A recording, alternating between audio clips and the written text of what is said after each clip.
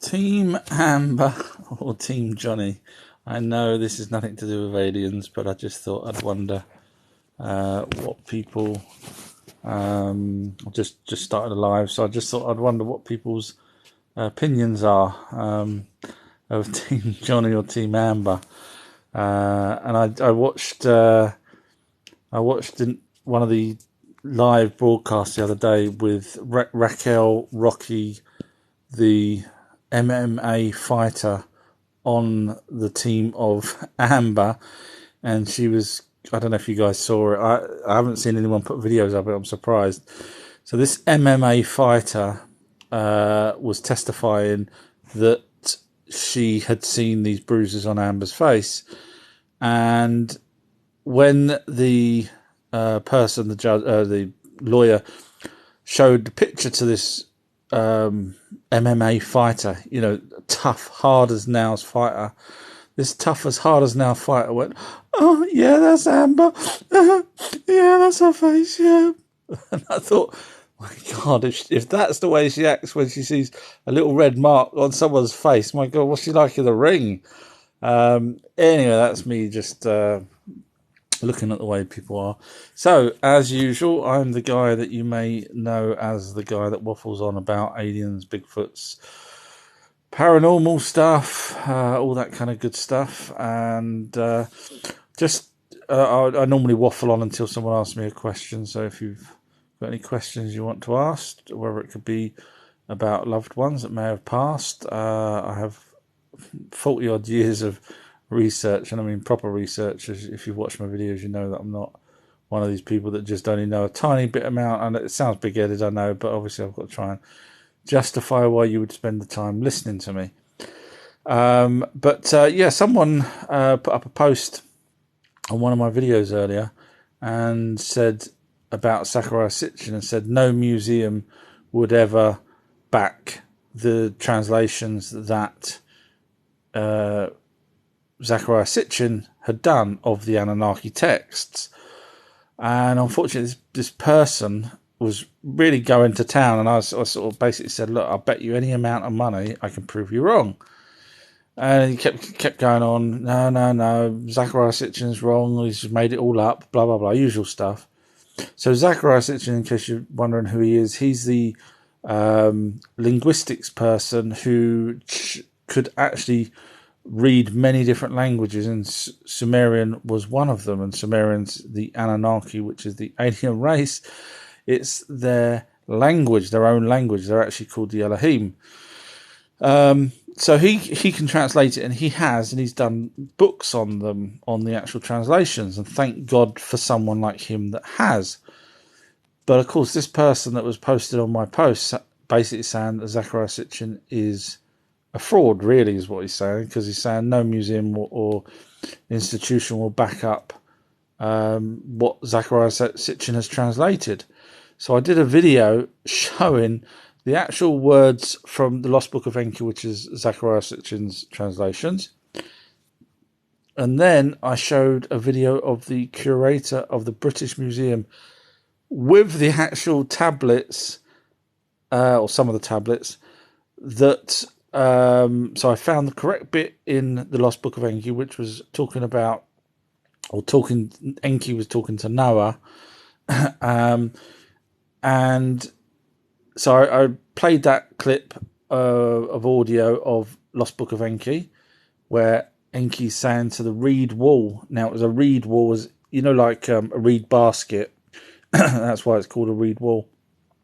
So he talks to the reed wall and says, reed wall, hear what I've got to say. Really, he wasn't allowed to tell, and Noah wasn't the correct name, wasn't allowed to tell Noah directly that the flood is coming.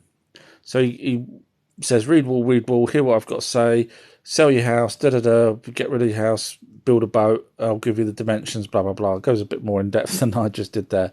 So I played that clip, then I played the curator of the British Museum reading out the tablets that they have, the original Sumerian tablets. Lo and behold, it says, reed wall, hear what I've got to say, I'm going to save your life, blah, blah, blah. So I went back to that person, I said, there you go, proved my point. feel free to stop listening to other people that's obviously giving you false information, or if you've researched it yourself, do a better job. And then, surprisingly, the guy comes back, instead of saying, yeah, it's spot on to what Zachariah Sitchin wrote. You know what he done? He says, well, it didn't say anything about aliens or space guns and stuff. And I thought, oh my God, these people live among us. Instead of just admitting and saying, yeah, because I'd say, fair dues, mate, you got me, fantastic. In fact, your research is excellent. I'll follow you. He's still trying to debate it, but now changing the goalpost by saying that it's to do with ray guns and freaking aliens. Oh, and of course we all know the museums are funded pretty much by the Rockefellers. Of course, this person obviously doesn't, otherwise he would have said, oh, I don't know. So what world we live in when you got people like that think. So anyway, sorry I digressed there. But okay, so I was just going to pick a subject and so someone asked me a question. And I'll talk about Mars, actually, because there's a lot of recent studies going into Mars about the atmosphere. Now, I've just done a 10-minute video on my Patreon page. Yes, it's an advert time.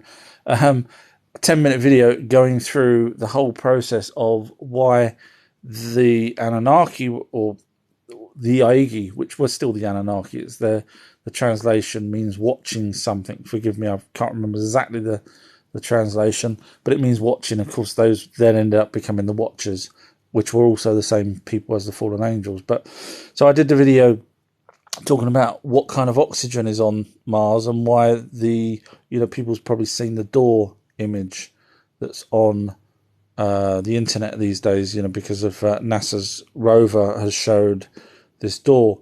Looks like carved into a mountain. And of course, the Aegi were there. So I've gone through in that video explaining whether or not the Aegi would have required, and this is based on the ancient texts, which is fantastic because we've actually got ancient texts that give us so much detail about what Mars was like. And also, going along with that, in that same 10-minute video, I show that there's institutions now that are actually agreeing that there's lakes on Mars. And of course, the Aegi stayed there for a couple of 100,000 years. So they would have required some sort of water of some description. So it's a good video. If anyone wants to watch it, it's on the Patreon page called Our True History. Okay, I've got a question here. Hi from Joy. Hi Joy. Thank you for joining. Joy's wrote, heard it's been populated many years. I'm guessing that's Mars. Yes, it has. So basically, the way I perceive it is, there's kind of two ways it could be. So the isotopes on Mars suggest that there was a nuclear explosion of some description. Now, that means there could have been a civilization millions of years ago and destroyed themselves. That's a possibility.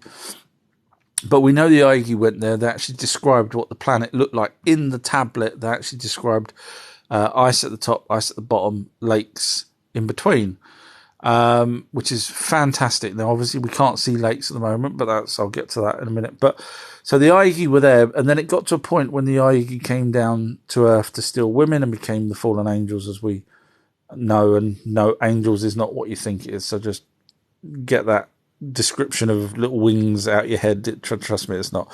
So the Aegi came down, but as they came down, there was a huge storm on Mars. And then when they went back, they said, we can't work here anymore. Everything's ruined, covered over. So it must have been some hell of a storm. Now, we do know Mars does have these humongous storms that last for a very, very long time. We can see that in satellite images. So the lakes and everything else were probably either blown dry or dried up over time because of the sand, or I don't know the state of the planet, but they definitely had lakes there when the Aegi were there, because they literally say it in ancient texts. But moving on to more modern times, yes, our military, when I say our military, humans' military, have been there for a period of time, certainly probably for the last 40 or 50 years. Little Greys have already been there, again, way before we did. And so possibly, now I've heard this from a whistleblower, but I don't know how true it is. Supposedly there is an indigenous race living underground, and they're the ones that built the tunnels. If you've looked at the photographs or watched my videos, there's what appears to be subterranean tunnels that have now, where the wind and everything else has blown, you can actually see some of the, it's kind of like a corrugated tunnel, so it's got sort of it's hard to say, but yeah, it is a corrugated type tunnel, and they would have been large. So apparently there's this, but you take this as you will. I've only heard it the once, and normally when I only hear something once, I only keep it in the back of my head. I can't say for sure that that's correct, but supposedly there's an indigenous race there that obviously doesn't want humans and greys and other aliens are there, but they just get on with their life and let everyone. They're apparently they're a very placid race. Now, whether or not that's true, I don't know. I mean, supposedly they're the ones that lived above Mars and then moved underground when the nuclear war happened. However, my problem with that is the Aegi were there for a couple of 100,000 years. Why didn't they just nab these people and get them to work in the mines instead of having to sit there and create humans and all that kind of stuff, which is what they ended up doing. So I don't think the Aegi found those there, which means the chances are there probably was no one there. That's just my take on it. Finn has wrote, do you believe the theory that the UFOs are humans from the future from the recent Congress hearing? No, I looked into that. I actually believed that for a very, very long time. In fact, majority of my research time, 40 years, I did actually believe that. I believed that we would be growing six fingers and doctors cut. I looked into all of that, how many people actually have six fingers, because, for example, the little greys have six fingers. Or some of them do, depends which particular type. But at the time, I was thinking, right, well, that's probably us. And I went through the whole process. Hey, we're going to not need to. We're cutting food now, whereas so we don't need bigger teeth. We don't need this, and hearing, we can control the volume around us. Trust me, I went through it all, and in the end, because I was, like people want to believe in the flat Earth, I believed that was the case. However, unlike the flat Earth, when the evidence finally shows itself, I was like, yeah, no, it's not. And the reason for that is because the Zeta reticuli, or one particular grey species, they've only been here for 70 years, since just before Betty and Barney Hill. So that's them, and then you've got the other greys, which are the android type, which obviously we're not android type, and they were created by the whites, which is commonly known, and whistleblowers have said this all the time, plus people that's worked on the crashed dead half android type greys. And even now, our military, American military, has now created their own grey type species. So basically, bottom line is, and of course there's other aliens out there that we're not obviously from our future. Otherwise, they would probably look like us. Now, I know there is the Nordics out there and there's Pleiadians out there, but they actually come from the Pleiades star system, for example, which you could say, well, okay, they left Earth and then they went away, but they haven't. They've been given messages to people about how to raise our consciousness, etc. And in spiritual. Now they would know what would happen if they did that, then they probably would cease to exist in the future. But no, they don't come from the future. None of the aliens have ever said they've come from the future. That's not to say they can't time travel, but they're not us from the future. That's my conclusion. There's a lot more involved in it than that, but no is my answer to that. Dole has wrote, is the Anunnaki back? Technically they never left per se. There was a period where they didn't come back, but they are dealing with when I say our military, is Americans, let's be honest. They are dealing with our American military. There was a whistleblower that was actually in a room with an Anunnaki.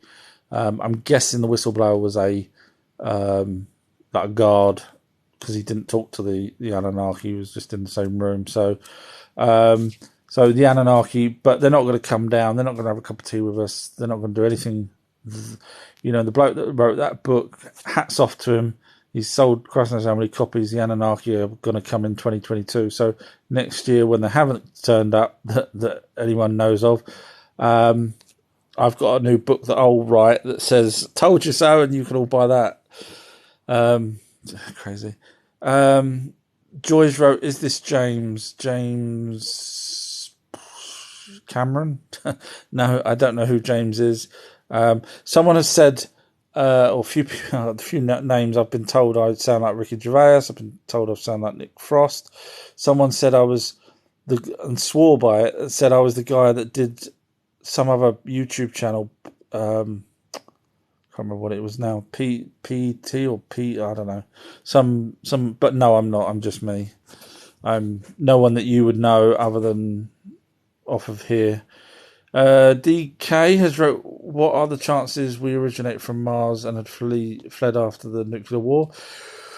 The problem we've got with that is the ancient tablets literally say they created humans, Homo sapiens sapiens, from Neanderthal.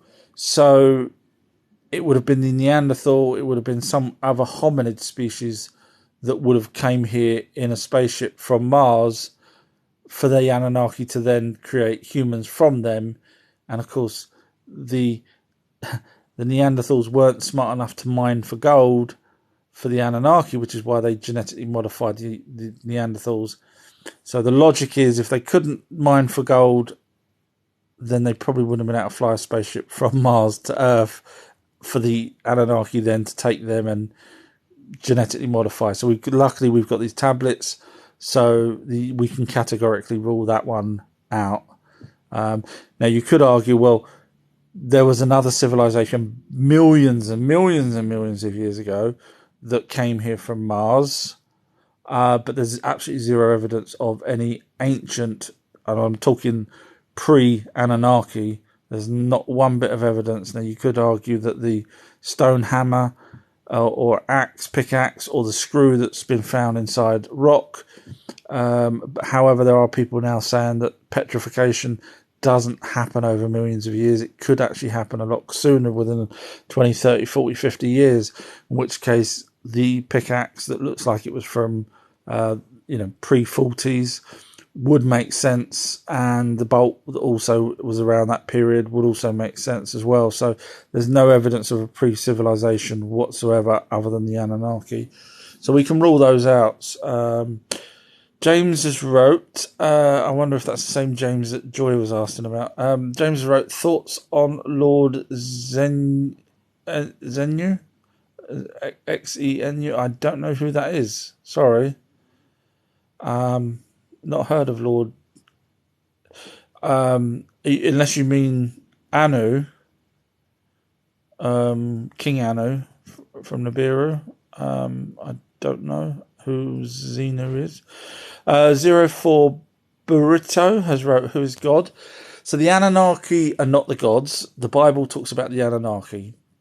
There's zero denying that, unless you want to deny it. But if you did a little bit of research, you'll see that the Anunnaki were 100% talking about the Bible is 100% talking about the Anunnaki. There's copies of it in Sumerian, then in Babylonian, then in Aramaic, then in Hebrew, and then in British of the same version. So it's the Bible's talking about that. So you've got to ask yourself, well, is there a God? Now the Anunnaki say there's a creator of everything. The Greys say there's, and this is the Zetas, say that there's creation or source.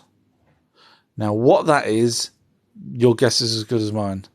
But it is not what the Bible is talking about, the 6 days and all that lot. We've got the stone tablets that literally say Enki on the 7th day said day of rest because they've been cataloguing plants on the first day, on the second day, animals on the third day, so on and so on. So we know the Bible is not talking about an almighty being, regardless of what people have read into it. And also you've got to remember the translations where they're talking about space. They unfortunately use the word heaven because they didn't know the word space. So when they're talking about, whoever going up into space, it's not, because they come back down. And it's normally an archangel, which is a pilot, that picks them up and takes them and has dinner with them and all this kind of thing. If you read the Bible, you know what I'm on about. So yes. So I don't know who God is, if there is such a thing myself. I'm not sure. Joe's wrote, heard 2 things: atmosphere was ruined or space war. The atmosphere, yes, there's only 1% of breathable oxygen. I'm giving you information here that was on my video on my Patreon page, but yes, there's only 1% of oxygen on Mars at the moment. And being nice to you guys, there was the Anunnaki actually wrote when they landed there that the atmosphere was unbreathable. So that gives us 2 conclusions, that at that point, when the Anunnaki landed there 450,000 years ago, because they actually stopped on the way to Earth, the 50 of them, that means that the atmosphere at that point was already gone. Now, whether or not, again, there was a nuclear war prior to the Anunnaki getting there is totally possible. But until we can really see, until NASA stops lying, it's hard for us to know. Joyce wrote, moons occupied by Saturn. Yeah, I heard that under. I'm not sure. Sorry, I'm not sure what that was referring to there. Spencer's wrote, according to who? Who told you this? Sorry, Spencer's asked who's told you this. What? I don't know what I was talking about now. Mars, the Anunnaki, NASA lying. I'm not sure what that's referring to. I'd like to know, because I'd like to answer it. So if you could let me know what it is that you think that or if you were asking that question for. That bloke has replied to Spencer, you need to be more specific, mate. Thank you. Thank you.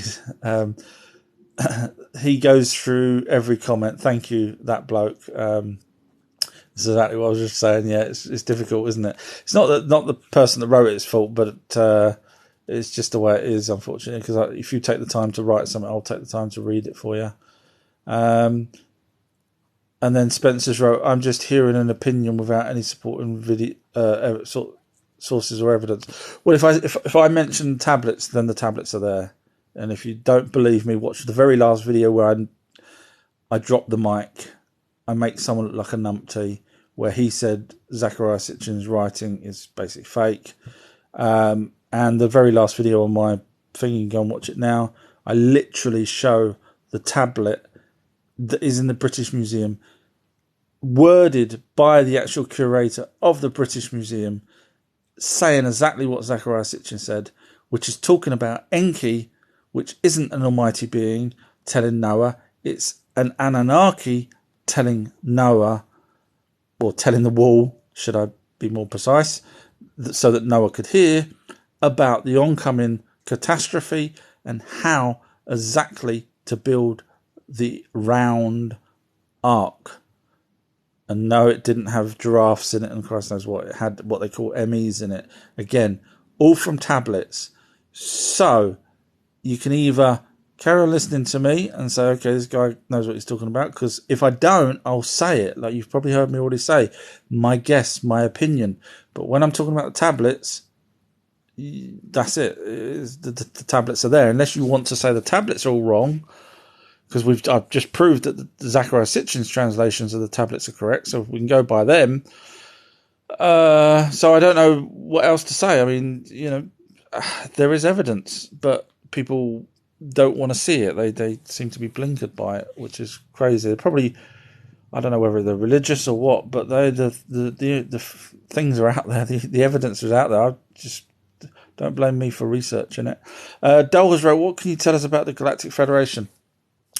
Well, it's a good question. Go number one in the class for that, actually. No one's asked me that in that way before. So when I first heard of a thing called a quarantine round Earth, it was in the late 80s. Told you how long I've been doing this. And so there was a quarantine around Earth which stopped. And now I don't know how long that quarantine's been on Earth. Now, my guess is approximately... there you go. See, if I don't know something 100%, I say my guess.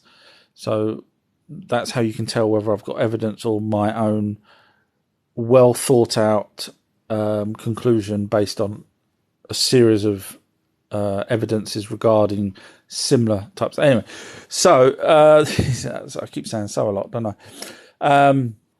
Then you're all going to hear me say it, and it'll really wind you up. Sorry.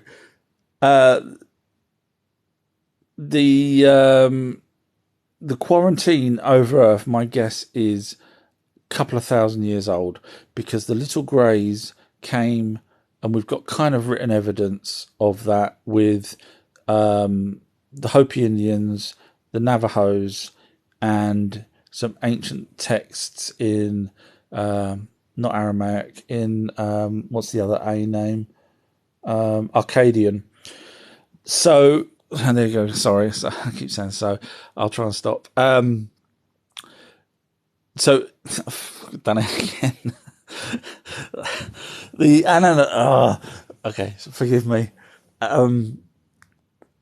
The little greys would have been here to genetically harvest our genetics, which we know they have done. The Anunnaki were here 450,000 years ago and genetically manipulated the hominid Neanderthal that was here. Now, the quarantine is an effect that no other alien species are allowed to directly manipulate. In other words, it's a prime directive like Star Trek has, to deliberately manipulate or change our planet in any shape or form. But of course, the Anunnaki's already done that, so that means the quarantine would have came into effect after the Anunnaki had done what they needed to do by creating humans. So my guess is that it is a couple of thousand years old when the little greys came here. And so the Galactic Federation is made up of many different alien races that go and try and protect new forming planets. And they also have if you believe Corey Good, they have a very good trading system where every so often, I don't know, he didn't say how often, but every so often there's a council of all these representatives go to this particular location. He didn't say whether it was a planet, I don't recall, or whether it was on a starship of some description, but then they're there and they say their pieces, about what their plans are for trading and blah blah blah. So it's a very peaceful thing. So that works. However, the other side of it is that the Galactic Federation supposedly was created to stop the Draco reptilians from going around literally taking one planet after another, and supposedly they have done that many a time in the past. And so the Galactic Federation was actually set up to combat that. In other words, we have a quarantine around us to stop the Dracos coming directly and, killing us, interfering with us, doing whatever. Now, that's not to say that an alien race can't make a treaty with us, because that's a slightly different thing, because that's us agreeing to whatever terms that we want, and thus why we ended up with the treaty with Eisenhower when he did it with the Greys or tall whites. So yeah, that's the as a rough guide to the Galactic Federation. Calidora Lovely's joined. Yay! What's your thoughts and general opinion on Elon Musk? I think he knows a hell of a lot more than he's allowed to say, which puts him in a compromising position. I've watched him where he has to bite his tongue. He sold all of his property end of last year. I don't know if you guys are aware of that. He sold everything, and I think he was aware of what's going to be happening in our future, where the elites will be going to underground bunkers, etc., and the rest of us are all going to have issues up here. I'm not going to go into more details, but you can probably guess something to do with population control, but you've probably worked that out yourselves. So you got a billionaire, the richest man on the planet, sells his items. Really? Does he really need the money? The only reason why you'd get rid of everything is because you're probably never going to, in your opinion, you're never going to use it again. Why? Because when you come out of that bunker, when the world's changed, it's going to be a whole different place. So I think he's, he sends rockets up into space, or as some people say, into the firmament. What a waste of money if that's true, which is not. He knows, he's got obviously satellites up in space. He knows about aliens. There's no doubt in my mind that he's fully aware of that, and he's obviously been briefed not to say anything. So I think he's a good guy, but trapped in a position where he can't say anything, because otherwise his as they used to do in the olden days, the Men in Black, they used to go up to people and say, you'll be fine, but the rest of your family and every single person you know won't be fine. And that's probably what they may have done with Elon. Mary has wrote, if we were created by the Anunnaki, why would they not want to interact with us now? They do with our military, but okay, imagine you are an alien race and you land in the wrong area where there's gangs or where there's people with guns, and you land there and you come out your craft and someone in whatever town or wherever pulls out the concealed weapon, because there's this massive 12-foot alien walking out of this massive craft. They will probably shoot them. Humans will shoot. It's just a natural instinct, in my opinion. And so I wouldn't, if knowing what we're like, and they do know what we're like because they were here with us for a very long period of time. What benefit? They've been here. They've took what they needed, the gold. And it sounds like a gold robbery, doesn't it? But if you know why they were here for gold, it makes more sense. I mean, Bill Gates is trying to sprinkle chalk dust in our atmosphere. What gives him the right to do all that? I don't know. But anyway, so when you hear that the Anunnaki wanted to sprinkle gold dust in their atmosphere and we want to sprinkle chalk, it's not so stupid after all. Whereas, of course, when you first hear they came here for gold, yeah, this has got to be the greatest heist in history. But no.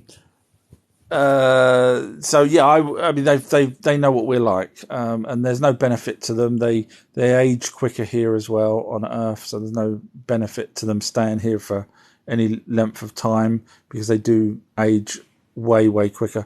Now, the other day I was researching again, and there's I think it was in Aramaic, where they talked about the planet of let me just get this right. Their planet, or a planet of 1 million years. And I started to think to myself, what are they talking about, a planet of 1 million years? That was a translation, a planet of 1 million years. And I was thinking, who would be a million years? And then I suddenly remembered my calculations of how old the Anunnaki could live for in human terms. So I don't know if you guys listened to me before, but the Anunnaki were here for 450,000 years. Now, obviously, we don't know how old they were already, so that gives us a little bit of a problem. But we do know that when King Anu came down, his two sons and his daughter were old and decrepit, pretty much wrinkles on the face, hunched over. That was Nimma, or Ninharshag, if you want to say her other name. So she was basically double the age of King Anu, because he still had his white hair and his, wasn't hunched over and wasn't old. So using that, I deduced that King Anu would probably live 900,000 years, which if you then say, okay, what's another 100,000 years on top of that between friends, you get yourself 1,000,000 years. So then I thought, well, maybe that's what they're referring to. Maybe they do live, maybe my calculations are out slightly, maybe they do live on, Earth time 1,000,000 years, but of course on their planet, it's not 1,000,000 years to them, but it is 1,000,000 years to us. So, yeah, that's my take on that. Just scrolling down, those messages all suddenly popped up. Sorry, I scrolled all the way. Just scrolling down. DK has wrote, very interesting, thank you. I'm not sure what that was, but hopefully it was enjoyable to hear. Moon Chit has wrote, Enki and Enlil, we were made in a lab for slavery. Unfortunately, technically, you're right. Now, they do in the texts. Enki tries to get around it by saying that because they had slavery on their planet, Enlil said we got rid of slavery, so they did have slavery themselves. And so Enki said, no, these will be working with us. But yeah, let's be honest. I don't see their names written down. The only names I see is Enki's offspring when he had relationships with the humans some 200,000 years after he'd created them. So the first lot over in Africa, they were slaves, unfortunately. It's a horrible way to look at it, but they were. I doubt if they were treated as well as the Anunnaki. But the actual descriptions in the text said that the humans there didn't complain about, they called it toil. So the word was like when they're doing all the toil, in other words, the work, basically. So in the text it was saying that the humans never moaned about the toil. Probably because they couldn't speak. they had vocal cords, because we know that because of Enki, or in Nimna or Ninharshag. When first one was born, they said that the vocal cords would work, and they didn't use those words, but you could hear sounds coming from it. But obviously it wasn't smart enough probably to say, hey, please, I don't want to do this anymore.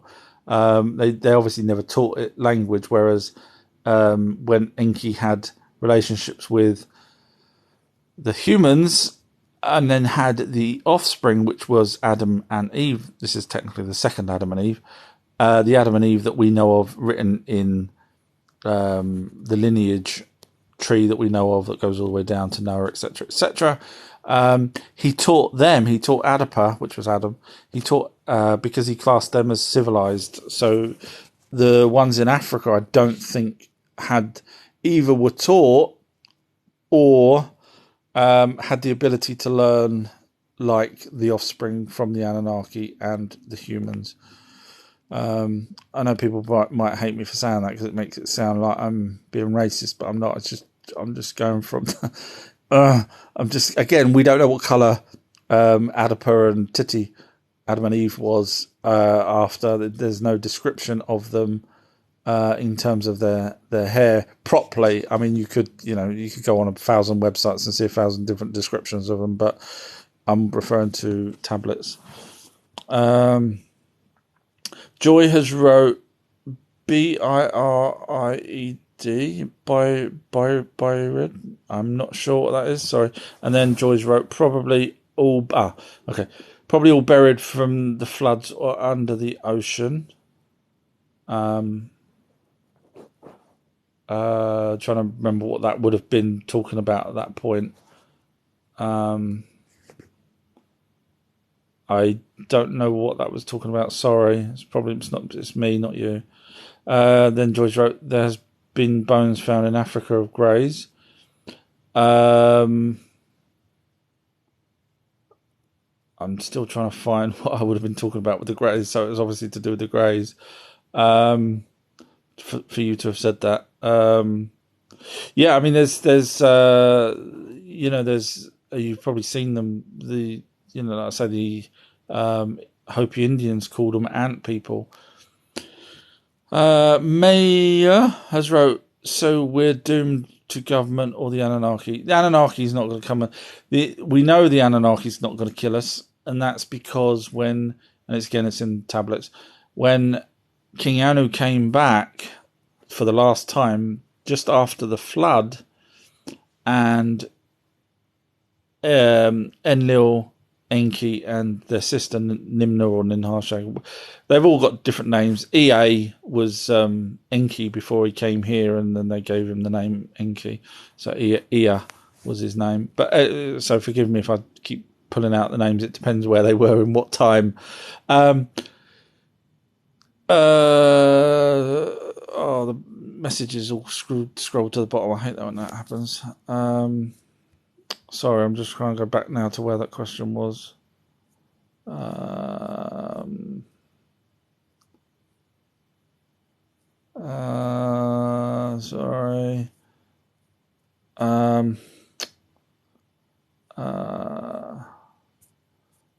Oh, sorry. Don't all leave me. I'm just trying to scroll back. Sometimes it does this. Right, okay, I'm nearly there now. Doomed by the government or Anunnaki. Yeah, the Anunnaki. So sorry, as I was just trying to say, the Anunnaki won't kill us because, long story short, they thought they saw an emissary of the creator of everything, that they read between the lines and said that the creator of everything wants them to leave, humans to inherit the earth. Funny where that comes from, isn't it? The Bible, I think. Just gonna have a quick sip of a drink. Sorry about that. So yes, the governments are definitely, and it's not really the governments; it's the elites. Sometimes I wish, and it sounds big-headed. It's not. It's sad. Sometimes I wish I didn't know as much about what the governments are up to, because I would rather have a blissfully happy life up until the time when they start doing their plans, which they are in the process of doing, than knowing everything and worrying about it. So that's why I try not to talk about it on these channels. On this channel, Joyce wrote, "Heard it's pink, breathable, but thin air." That's probably referring to Mars. Not well. I can only go by the Anunnaki tablets and what mainstream say. Now, obviously, we all know mainstream lie, but of course, the Anunnaki did actually admit that the air is not breathable there. Now, they obviously survived here on Earth, and they survived on their own planet, so chances are it's not breathable for us without some sort of suit. George wrote, "Yeah, NASA blows out statues on Mars." Yeah, blurs out. Yeah, and probably blows out as well. Mary's wrote, "Wonder if they are recruiting quite fancy an adventure." I'm trying to remember what that was to do with. Sorry, I'm rattling my brains trying to think. Was it the Anunnaki? Would that have been? George wrote, "The moon in Mars. They blur out tech and caves and statues and stuff on the ground because they blur it out. Yeah, of course they do. Yeah. I mean, you've probably seen. You're obviously well clued up. You've probably seen the Disclosure Project, where they had real people from different walks of life that interact either with NASA or have seen or military, etc. And that disclosure project was done in 2002, if I remember correctly, by Dr. Stephen Greer. And that was, again, people testifying that NASA were airbrushing out UFOs, but even back then. So yeah, they've been doing it for a long time. Joyce wrote, there was a guy that had shown on his telescope all the buildings on the moon, and they took his YouTube down. Yeah, thank you. I did a video debunking some numpty that was trying to say that, we're all tinfoil hat wearers because we believe in aliens, etc. And he was referring to the moon. And he said, there's no pictures of, no one's got any videos. We've all got telescopes. You can't see, anything.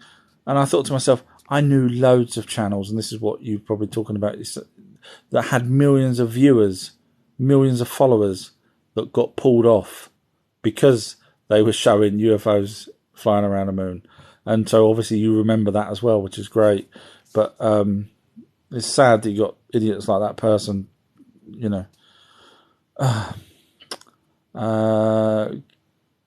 Come on, Feel the Noises wrote, a bit like your sherry. You got me on that one, I'm sorry. Dole has wrote, what can you tell us about the Galactic Federation? Hopefully you was listening earlier when I waffled on about the Galactic Federation. It would be sad to sort of do it again. Let me know if you didn't hear, but I might put this one up on YouTube. I have to be careful when I put these videos on YouTube because of some of the words I've been saying about the governments, etc. But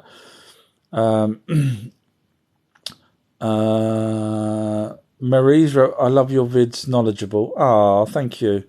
I do try. Thank you, Winnie. I saw that hand clap. I do try and be as honest as I can. And the downside to that is I get angry when someone comes on, and posts on my thing saying, like I was using that this morning as an example, that someone says the pyramids were built to, I think they said, protect the firmament. So I wrote back saying, okay, show me any evidence. Someone has sent you a WhatsApp. Show me any evidence that you've got of that. Because I do get frustrated because I try my best. I search as much before I do a video. Of course, for the first 40 odd years, I was doing this all for myself. I never thought I'd talk to people, but since doing TikTok, I've gone back over. Oh, you'll probably hear me saying I've gone back over old, texts and stuff that I've read, 30 years ago. I've gone back over just to make sure that I've got it as accurate as I can possibly do. And then you get people that's got zero zilch evidence of anything, and they just put it on as fact. And I do get a bit frustrated because you, as a person, might read their comment and think, well, yeah, he's right, and then go away and tell someone else that's what the case is, because there's no evidence behind it. So I try and give as much evidence in, and I know it's frustrating that I only do 1-minute videos, but if I do any longer, if I do the 3 minutes or the 10 minutes, I'm lucky to get over 1,000 views. But if I do a 1-minute video, I can get 3,000-4,000 views. So obviously I do this for the views. I'm not doing it for the money, but I'm doing it for the views because I enjoy it, and I think people should know that there's slightly more out there than. Anyway, I'm waffling on now. I'll move on. Moonchit, forgive me if I'm pronouncing that wrong, has wrote, Zachariah Sitchin books are awesome. Yes, if anyone's interested in any of these subjects, some of his books are on audio. I think they're all, not Spotify, they're on Audacity or something like that. Can't remember the name of the thing, but you can buy the books off of Amazon. And if you've watched my videos, you'll see that I marry up sometimes some of his writings. So, for example, his writings about the 12th planet, his book, The 12th Planet, is based off of partly based off of the Umm Elish, which is in the British Museum. So, again, facts, this is undeniable. So when I recommend Zecharia Sitchin, it's not because I just blindly thought, okay, this guy's good, he's wrote books, therefore he's right. I double checked everything to make sure that I wasn't talking a lot of crap from his records and stuff. And so far, if you watch my videos, for example, even his translations of the Epic of Gilgamesh, where he's referring to it, is better than other people, anyone else's. And I've done videos showing where they're talking about one particular thing, a forest full of trees, for example, and it's pitch black, and there's no air in there until Gilgamesh finally gets to the end and then comes out the trees, and then he gets a waft of fresh air and he can finally see a light. Sitchin's says subterranean tunnel, underground, obviously subterranean, with no light and no air blowing in until he gets to the end of the tunnel, and then he can finally get some air. And so which one makes more sense, forest or subterranean tunnel? And that's just part of the many descriptions that Zecharia Sitchin's, in my opinion, was correct on the Epic of Gilgamesh. Some serious bad writings on the Epic of Gilgamesh, but by other people. So so anyone that's interested, Zecharia Sitchin, start with the Lost Book of Enki. Don't go to anything else because it will just confuse you. Don't just go with that one first, and then you'll have the basics to go to his other books if you're interested. George wrote, I love hearing space history. Well, okay, we'll just talk about the Emu Elish quickly then. So the Emu Elish is ancient texts, again, in the British Museum.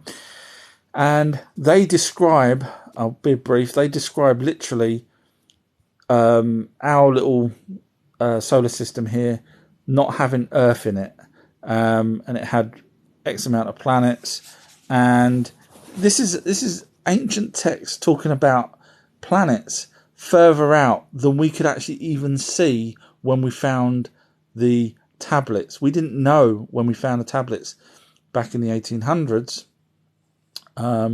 possibly 1700s. I did hear that someone said it was found in the 1700s, but you can actually look on the British Museum website and actually see the dates of when they were not necessarily always found, because sometimes people find them, hold on to them for a period of time, sell them to collectors, etc., and then finally give them or sell them to museums. So there could be a discrepancy of a long time depending on who held it and why they held it and whether they thought there was any money to it. But sorry, I digress there. But the Emu Elish basically talks about planets further out, the ones right on the edge, and talks about a planet here in the middle, roughly, between Saturn and Jupiter, I think it was. It was, just off the top of my head, and it was called Tiamat. And Nibiru the planet Nibiru came in from, and this is written in ancient stone tablets. It just defies belief. Sorry if I get excited by it, but the thought that we're sitting here thinking, how did Earth form? And we've got tablets literally in a foreign language, in their own language, their first language that was ever conceived on this planet. And it wasn't even conceived on this planet. It was a fully fledged language. Anyway, so Nibiru comes in. It had 4 moons around it. The moons, as it gets nearer to Tiamat, because it came in as a foreign body into our solar system, it shouldn't obviously have. So it obviously had an issue prior to coming here. So either it's been wandering the universe for a long period of time, or it got smashed out of its own position. Anyway, so the 4 moons of Nibiru smash into Tiamat and break her up. And I say her because they actually describe all the celestial bodies as deities.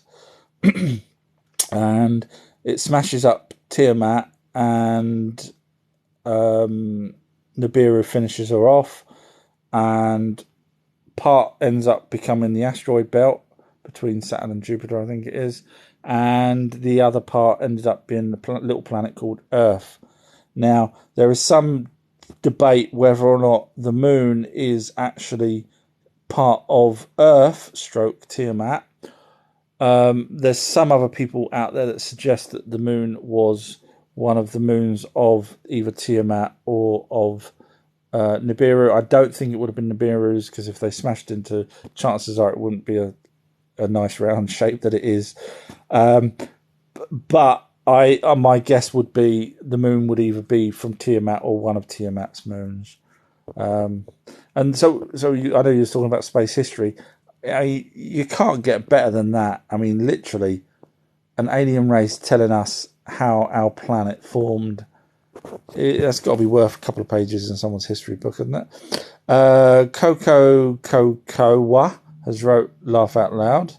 Thank you. Hopefully that was because I said something funny.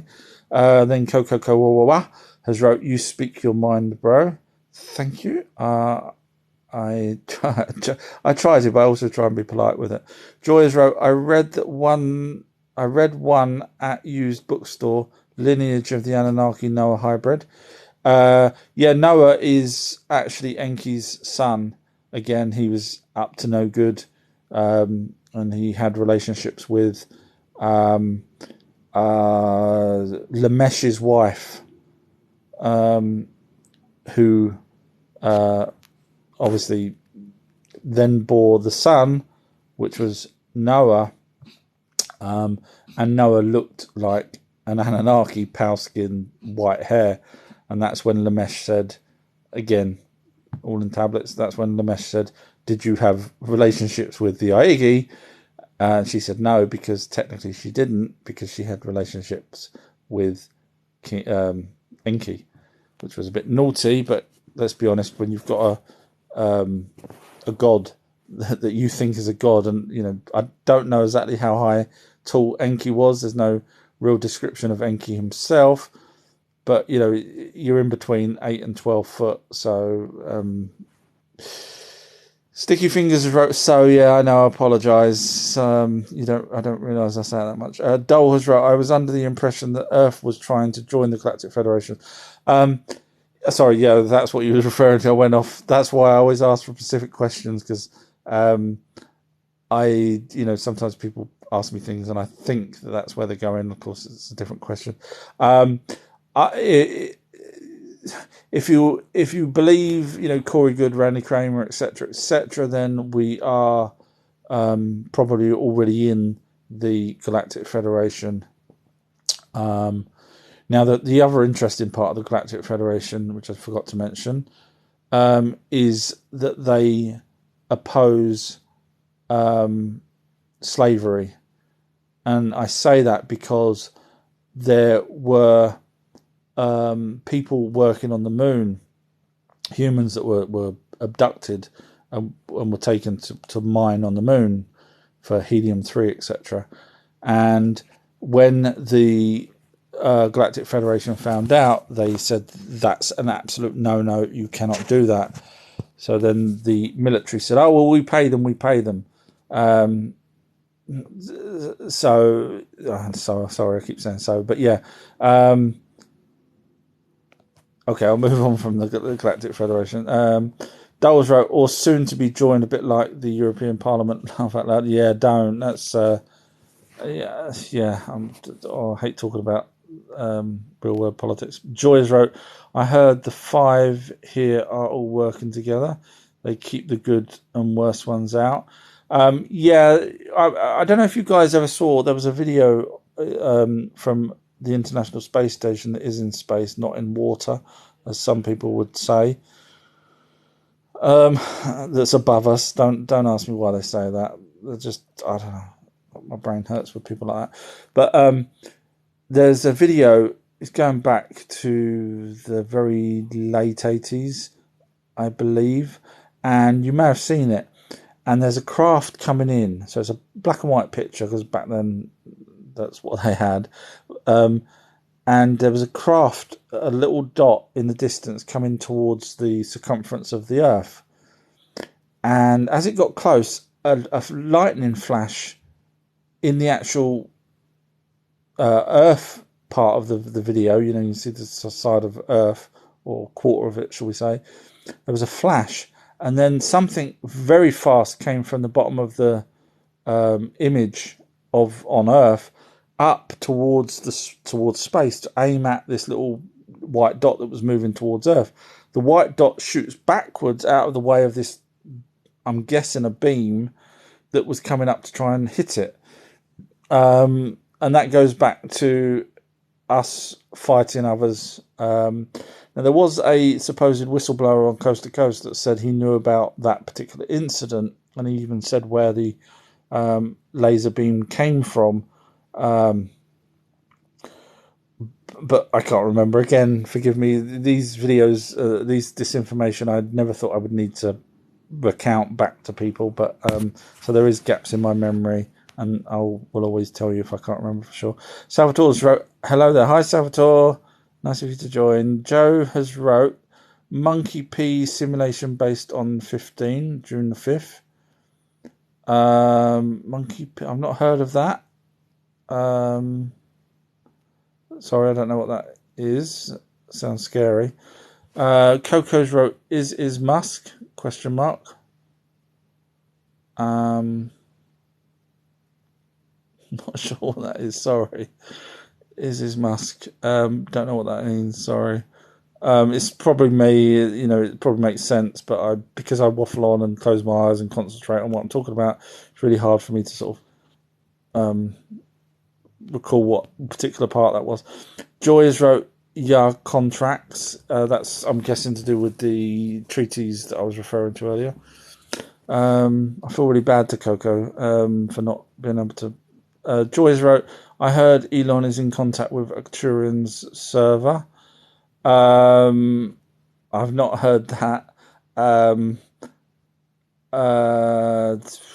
Just my brain's just trying to work out whether that would be even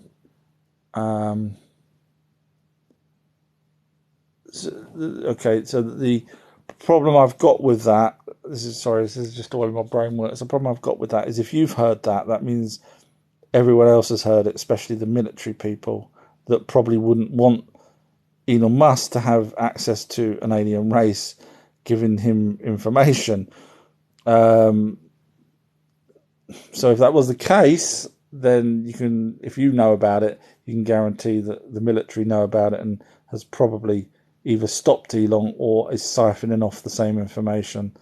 But I kind of doubt that. What makes Elon any better than, you know, the next person, Bigelow, for example, Robert Bigelow, or Bezos?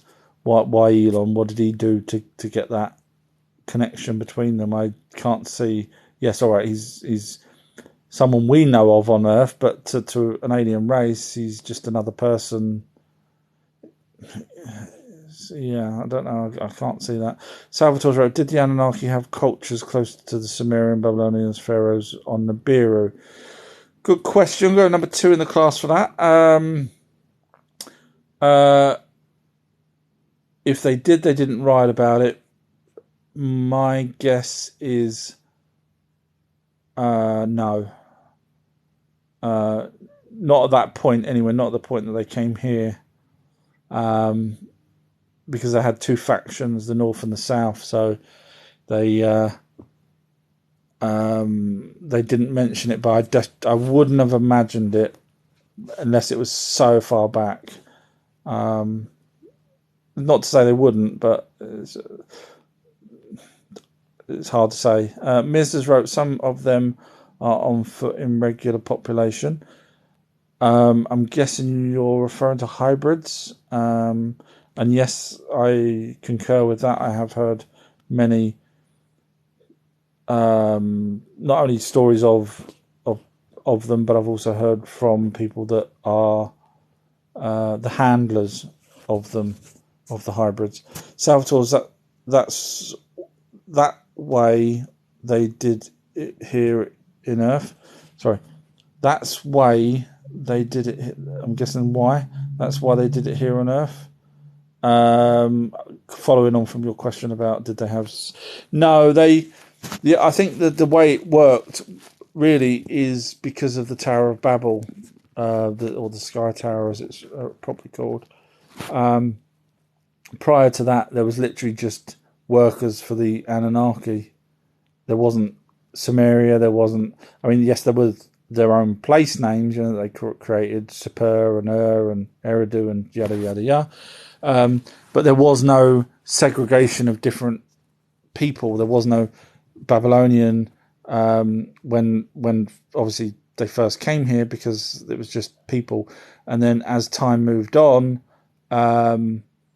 different factions, because of the fighting between Ninurta, Marduk, Iana, even Enlil and Enki to some degree. Whoever's area, so bearing in mind Marduk was in charge of Babylon, he wasn't, there wasn't a divide until so it was just another location. That's all it was. So where we're looking at as different civilizations, at the beginning it wasn't. It was just, hey, could you look after that big area over there? Yeah, no worries. I'll sort them out. I'll look after. Well, what should we call it? Babylon. Okay, we'll call it Babylon. I'll look after them. And that was what it was. So everyone was the same in different locations, until the fighting started, and then they had to take sides. And of course, the Babylonians had to take sides with Marduk because he was their god. Not God, but he was their ruler at the time. And then the Enulites obviously were behind Enlil, and so on and so on. And then that's how I think it sort of split. And of course, when the Tower of Babel was started to be built by Marduk, the second time, I think it was, when they got angry and then so the Tower of Babel was built, tried to be rebuilt. That's when the languages were given out by Enlil, different languages, and I think that's when the different cultures started to come into it, because now they had their own language and they couldn't really deal with the other people, so they ended up just creating their own sort of civilization, shall we say. Which makes sense, because you've got to remember then Ra ended up being, Marduk ended up being Ra, and of course created his own lineage with the dynasties, etc., which was nothing to do with Babylonian or any of the others. So yeah, I think so. In other words, if there wasn't the wars, then there would have just been one language. Everyone would have been the same. There wouldn't have been these different civilizations that we're aware of. Salvatore, and that's right. Blue Skies wrote, Texas will be a problem.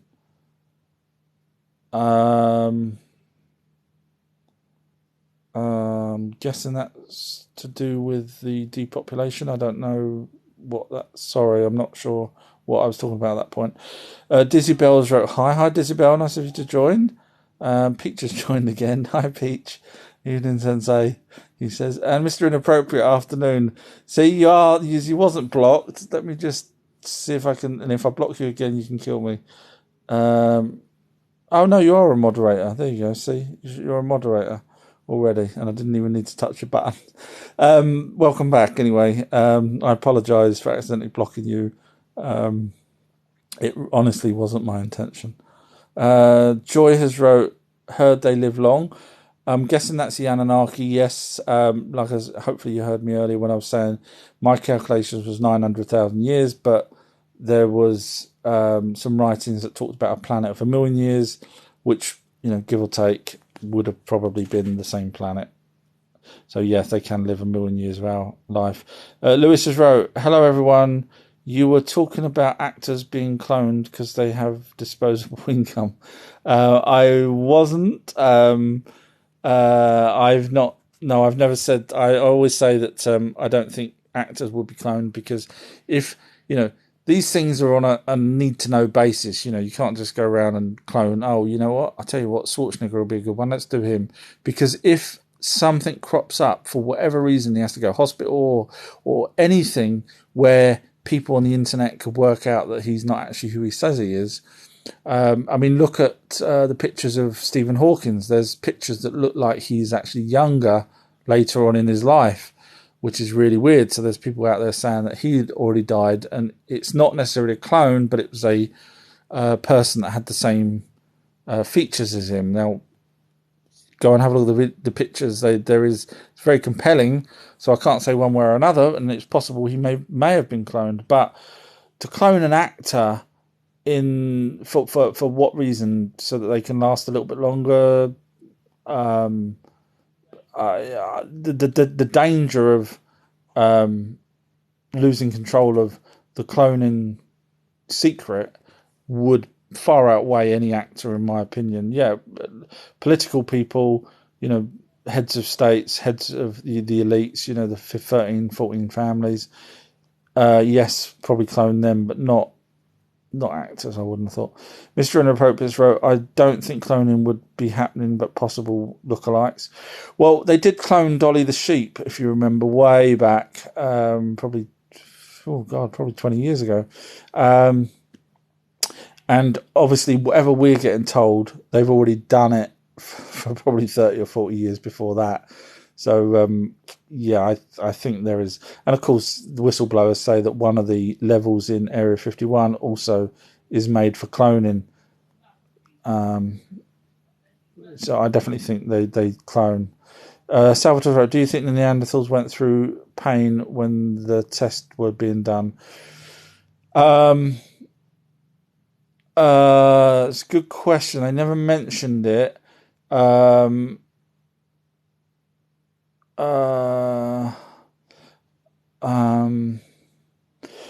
basically I was just going through all the permutations in my head. So basically the way it started was the Neanderthals were the ones giving birth. So in other words, a female Neanderthal was the one giving birth to the first Homo sapiens sapiens, but they kept coming out wrong, deformed, or some issue with them. And then in the end, they used one of the Anunnakis, Nimna's womb, to actually house the human baby. So I don't think they would have been harmed in too much of a distraught way. They never mentioned that the mum died in childbirth or anything. That's not to say they didn't, but they never mentioned it. I'd like to know what they've done with the deformed humans to see how they are, whether they're callous, and literally just said, right, well, that's no good, throw it in a bin, and literally just left it, or did they feed it to the animals outside? Or did they allow the mum to look after it and let it grow up in some sort of weird, deformed state because it was a hybrid and it wasn't, various reasons. That actually did give descriptions of some of the reasons why it didn't work as a decent creature that they could have used. Just scrolling down. Joyce wrote, remnants when flood happened moved waters, tools, proof. Things living here before us. Remnants when the flood happened moved waters, tools. Okay, well, the flood happened 10,000 years ago. Anunnaki were here 450,000 years ago. So if any floods removed things, which is kind of weird, unless you're referring to our modern day tsunamis, for example, that would make more sense. But because the flood literally flooded over everything, it wasn't a flood, it was a tsunami back then. The Great Flood was a tsunami. So I'm guessing you're referring to more modern day floods that are uncovering the Anunnaki's tools, etc. That's more likely. But again, that's not proof that it was before humans were on the earth. It's just proof that, well, technically humans came 150,000 years after the Anunnaki were here. So yes, you could say there were tools prior to the humans being here, Homo sapiens sapiens. But obviously, any further back than that, then there's no proof that anything is older than 450,000 years ago in terms of tools, etc. George wrote, his dad was mad. His dad was mad. We were made though. Enlil, yes. Enlil was Enki's brother. Anu was the dad. Enlil was the one that was mad. Anu, the dad, wasn't mad. He was on Nibiru when he got the message about can they create a human.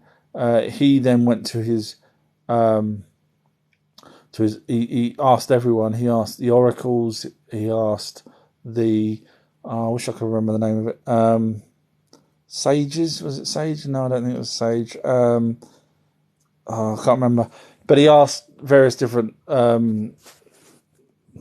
people on Anunnaki, on their own planet Nibiru, whether or not they can actually create a life form like that. But Enlil was the one, he was totally against it all the way through. Even when he saw, what they were doing, mining for them, and then he flipped his lid when he saw Adapa, which was the second Adam and Eve that we know of, the ones that we know of. When he saw Adam wearing a loincloth, because that meant we humans had so much more understanding than the ones over in Africa, and he didn't like that, and then he kicked him out of Eden because he knew that humans would be able to grasp knowledge, which all makes sense. And of course, if you read the Bible, it makes a lot of sense. Daniels wrote, Danielle, I hope I'm pronouncing that right. Hi, I hope I did budge it. Just I think you might have. Sorry. Hi there. I hope I did BUGE. It just I think you might like the general. It's me tonight, isn't it? It's got to be. Hi there. I hope I did. Oh, right. Okay. So I get where that's going. You were sending me some messages, wasn't you, separately? And I said, yeah, no worries. That's no problem at all. And some of them were quite good. So yes. And so that would have been bug. I did bug. So the E was accident on that spelling. Yeah, no problem at all. No, thank you. Yeah, some of them was quite interesting. So thank you very much. No, you didn't bug me at all. Joyce wrote, I love your channel. I have APP appointment at 11. We'll be back. Okay, thank you. No problem at all. I don't know what the time is wherever you are, but thank you though for even taking the time and asking some excellent questions. So Salvatore's wrote, when the Anunnaki changed their names, how did they announce it so everyone knows? Oh, interesting question. Okay, you got to go number one in the class for that, and you knew you would. So forgive me for saying so. I'll have to think of a new word instead of so. When the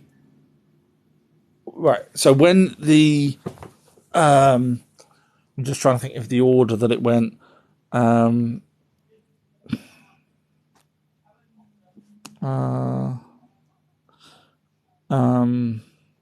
Forgive me if I get the order slightly wrong, but I think it went. The Anunnaki came here. Yeah, no, I think I'm right. So the Anunnaki came here. In other words, the first 50 plus Alalula 51. They do their various bits and pieces. They find gold, and they start to try and work out how to get it out of the river. Believe it or not, it wasn't mining to start with. So in other words, over where Eridu is, if you look in the maps for where Eridu is, just off of that, there's either a river or the sea. I'm not sure what they were referring to, but there is rivers near there, so I'm not sure 100% sure which one they were referring to. But they start siphoning out using the same pump that they used on Mars to suck the water up to replenish their craft. They used the same pumping system, but this time they were filtering off any heavy material, such as rocks, and then they would siphon through that and see gold. Now, they did find gold, but it wasn't a huge amount, and it was very time-consuming, and the purity of the gold wasn't as good as we know later on they found over in Africa. Now, at that point, once they found the gold, and they did say, hey, look, we found gold, but it's going to be a hell of a job to do it. It's over in Africa. Obviously, they called it the Abzu. They created a name for it. And we're going to need people to come and mine. So the King Anu said, okay, we'll get people to come over. So there was 600 in total that ended up on Earth. 300 of them went to Mars to create an away station for the gold to be transported back to Nibiru. And as soon as the Aegi were on Mars, at that point they were all still called the Elohim. Then King Anu broadcasts, and it literally talks about broadcasting to Africa, to Mesopotamia, and to Mars. So they obviously had a broadcast system. That King Anu then says to them, from now on, you heroes, and they called them heroes, you heroes will be named the Anunnaki, which obviously, as we know, translates those from heaven, but we know that's wrong. The translation is wrong. It should have been space. So those from space that came to Earth, which makes sense. And then later on, when King Anu came down, at that point he gave the Aegi their name as well. So they weren't called the Aegi. They were still the Elohim at that point. My guess is they were younger Elohim. But he gave them the name Aegi, and there was the translation is something to do with watching, the watching ones or something like that, which is where we get the watchers from later on, which makes sense. And then when Anu finally came down himself to see how it's going, they drew lots to see who would work over in Africa, which was quite amazing because they drew straws, believe it or not, and Anu even put himself in. So there was a tiny possibility out of these 3 straws, which is annoying because Alalulu was standing there and he should have been in charge of Earth, but long story. King Anu could have pulled the straw for staying here on Earth, in the Abzu, and we wouldn't be here if it didn't go the way it did, which is fascinating. And at that point is when Enki was given the name Enki because he was now in charge of the Abzu. Again, still god of water because he was an expert in science and things like that, whereas Enlil was more of a leader, in which case that made sense that he created the Mesopotamian area where there was spaceports, etc. Now, to me, I still don't see why they didn't just all go to Africa and set up shop there. I don't get why they needed the medical center over in Sapur, which is Mesopotamia. I don't get why they needed a spaceport in Mesopotamia, because what were they doing there? What were they doing there? If all the gold, if they're here just for gold, and the gold's being mined over in Africa, what were they doing in Mesopotamia for hundreds of thousands of years? I don't get that. There's no logic to it from my point of view. Those people that were there, the Anunnaki, should have been mining. But going back to your question, there was only the reason why it took me so long is because there was only a handful of Anunnaki here anyway, so they would have just changed the name, and eventually people, I'm guessing, would have found out. So there was no, other than the King Anu, there was no sort of broadcasting that I'm aware of their names. Joyous wrote, the conscientious in chips box freaks me out. I thought processing with AI Darpagu. Chip box. I'm not sure what chip box means. Are you referring to spirit boxes? I'm not sure. Or I don't know what that's. Sorry. Daniels wrote, we just need to keep love in our hearts space and have compassion with each other. Yes, we do. Joy has wrote, I saw white jets on the moon telescope shared live. I think I might have seen your video, actually, if that's the case. I did see one recently. And I'm not sure if it was yours, but because I know people copy other people's videos and then put them up as their own. And then Joyce wrote, long triangle type on the moon. Was was that the one where it looked like there was, because someone in the end said there was because it looked like a dust cloud came out off of the moon, and then the person that was showing the clip said, I don't think that was on the moon because it looks like you wouldn't have seen that amount of dust come up into the atmosphere. Technically, you probably would,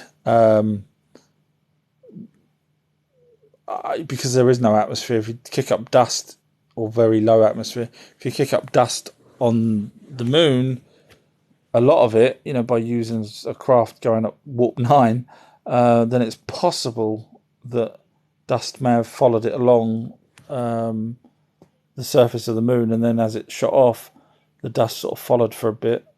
I'm guessing, I might be wrong. Joyce wrote, human and carved stuff made in the ground. Bridges.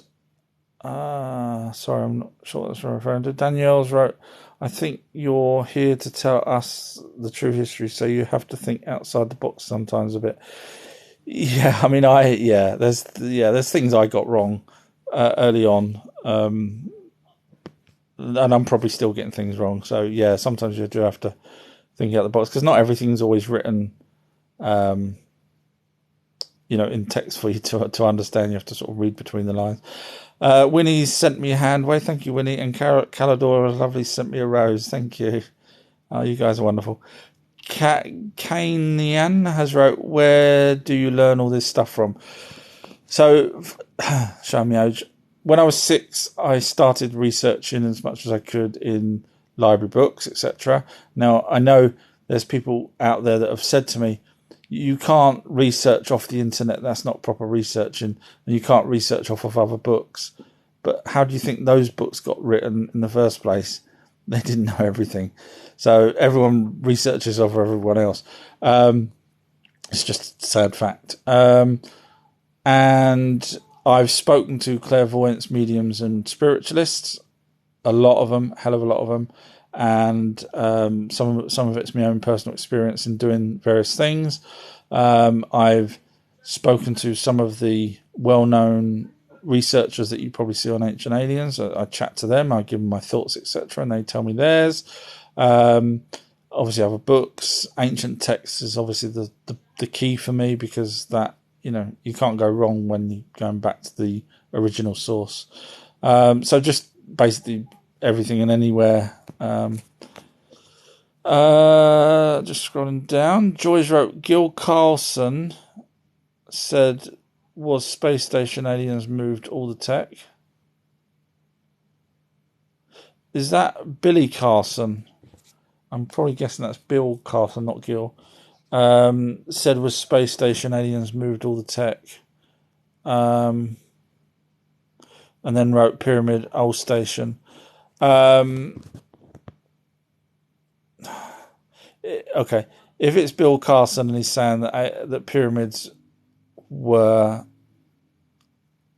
a space station, the bricks pyramids that stuck to Earth was not a space station. So I'm probably reading it wrong, but I do struggle with Billy a hell of a lot. Literally everything comes out of his mouth is either a copy of someone else's work, or it's wrong, in my opinion. Forgive me. I know people love Billy, but No. Sorry. George wrote, "We'll be back." Yes, saw all kinds of buildings. Unfortunately, it's broken up between different things that I've talked about, and I know I do waffle on. So I'm not sure. Wild has wrote, "Hey, I have seen a Bigfoot close up. I live in the woods." Wow. Okay, you are someone I'd love to chat to. Let me just plug my battery in. Normally, I don't bother plugging it in. I normally let it run down. Otherwise, I'll be here all night. Wow, I would. Oh man, I'd love to pick your brains. If you're still around by the time I get to any more questions, feel free to tell me. Was it at night? Did it smell as bad as they say? How tall was it? Did it have red eyes? Did you get any telepathic thoughts from it in any shape or form? Did you have a gun? Did you have a gun? Because that's important. So yeah, any of the answers to those questions would be amazing. Paula wrote, "The Earth's flat. There is ghosts and no aliens." Okay, I can't argue with her then, can I? Everyone's shouting at the screw thing. Do not talk about flat Earth, because it will ask for the picture of the edge, and you'll never be able to give it to him because you can't get a picture of the edge when it's round. And no aliens. Well, technically, there is aliens because the Anunnaki were here. They wrote about planets that we didn't know about, so clearly, the Anunnaki had seen the planets, and they literally say they come from the 12th planet. So you got to say straight away that they are aliens because they knew stuff we didn't know about until 100 years after finding the tablets. And we're talking thousands of years ago where telescopes weren't even invented. So you've got to say, yes, we invented telescopes, or someone had a very good eyesight, or there was an alien race that came from the planet that they say they came from, did all the things that they said they did, and there's proof of everything they said they'd done, including humans, which are missing the missing link. So I think we have to agree that there are aliens. You can't say no to that because the evidence is physically there. We're here with two fused chromosomes. We wouldn't get two fused chromosomes if we didn't have. Now, I know you could Google fused chromosomes in animals and you'll find websites saying, yes, there's fused chromosomes, but you try and find the actual document. Now, I do. There's sites out there that you can actually go back and find the peer papers, etc. And that's where I go to when I'm researching. And all you have to do is control find. Once you find the paper, control find, look for the word you're after, such as fused, and you'll come across, if it's talking about an animal. But there is none. It's just people talking. So I could set up 400 websites talking about, the world's smartest man lives in England. And, when you type in who's the world's smartest man, 400 websites will be saying it's someone in England. And you'll eventually believe that because I've knocked up 400 websites. So what I'm saying is just because people say something on the internet, and that's why I always say to people, do your own research. When I talk about stuff, do your own research. Because I am one of those people that you could say, well, he's making it up. And that's why I say go and do your own research. But flat Earth, I'm not allowed to talk about that. Donna's wrote, what do you know about the weather control, which would be HAARP, HAARP? I know enough that they have been using it for a long time. They use it in submarines, underwater technology they've got as well. So yes, I try not to talk about these things on these channels if I can really help it, because it all ends up bound back to the bad things that's going to be happening to us down the line. They're not doing it for the fun. They're not thinking, oh, do you know what? Let's see if we can create a tsunami. Let's see if we can flood somewhere. Let's see if we can give somewhere a drought. They're not doing it for a giggle. They're doing it for an end goal. And that end goal isn't going to end well for everyday people like me and you. Danielle's wrote, you are meant to do this. You've been studying your whole life. Thank you. It wasn't. I didn't know that 40 odd years later I'll be talking on TikTok. It was just because it interested me. So I'm nothing special really.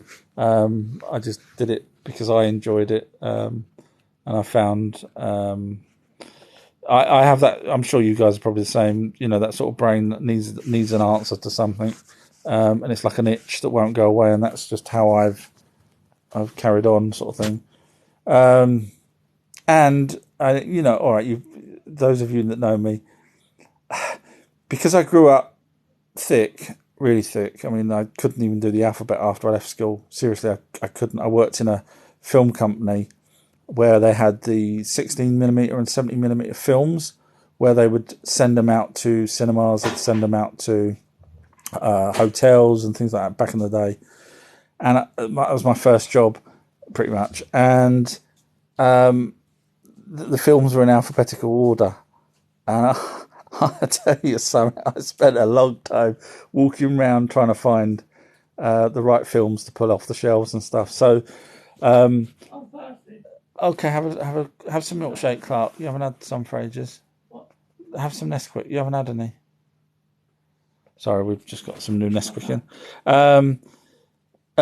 So I grew up thick, left school without exams, etc. So as I got older, again, not supposed to be big-headed. It's just me. I'm not Chris Hemsworth. I'm not Tom Cruise. So all I've got is my little brain, and so I chose to try and be the smartest person in the room on as many subjects as I could, and that's how I've sort of carried on, to try and justify myself from school, I guess. Sorry, I waffled there, didn't I?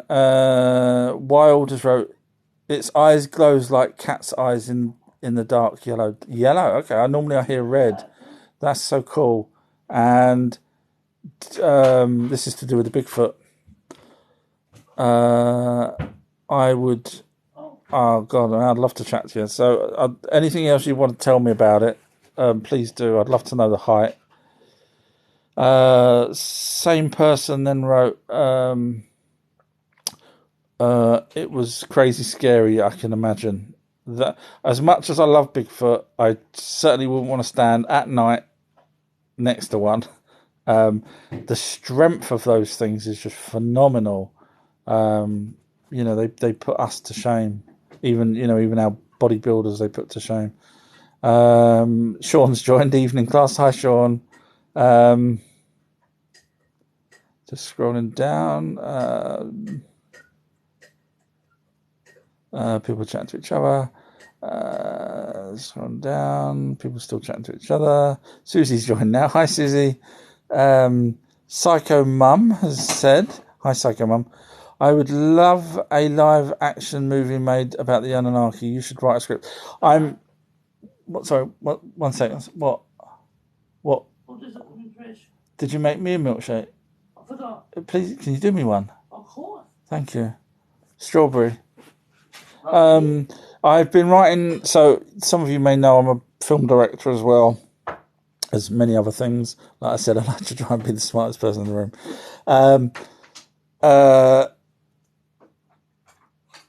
And I've been writing a treatment for, so basically, I don't know if you know what a treatment is in film terms, but basically you write a treatment and then you can use that to get funding for a movie. And the beauty of the movie, because it would need to be at least three movies long, because you're spanning 450,000 years of history.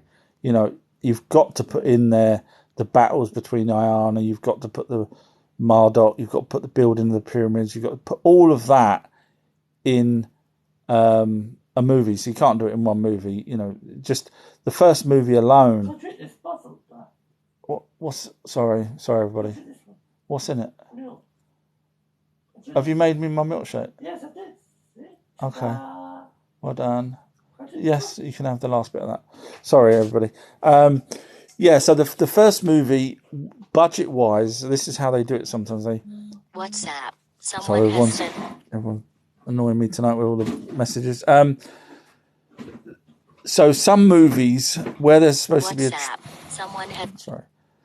where there's supposed to be a trilogy, for example, such as the film Eragon, they shoot the first one, and from the budget of the second one, same as Star Wars, in fact, from the budget from the first one, they used for the second movie, and so on for third, fourth, depending on how many movies there are.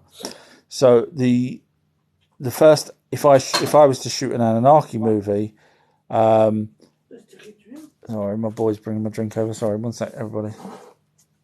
Thank you, Clark. You're welcome. What a good boy you've turned out to be. That's why I like to concentrate on things, get distracted. I would shoot the first movie. You can take one. Sorry. Right, are you going back to your room, Clark? Yeah. It's so hard to open. Okay, right. Can you be quiet now? Thank you. So the first movie would have the introduction on their home planet, but throughout the first movie, I would be cutting back to their home planet because, for example, what we know from the ancient texts is that they did have a slavery, they did have the wars between the north and south of their planet, and obviously we know about the Yuma Release as well, which talks about how Earth was made through Tiamat.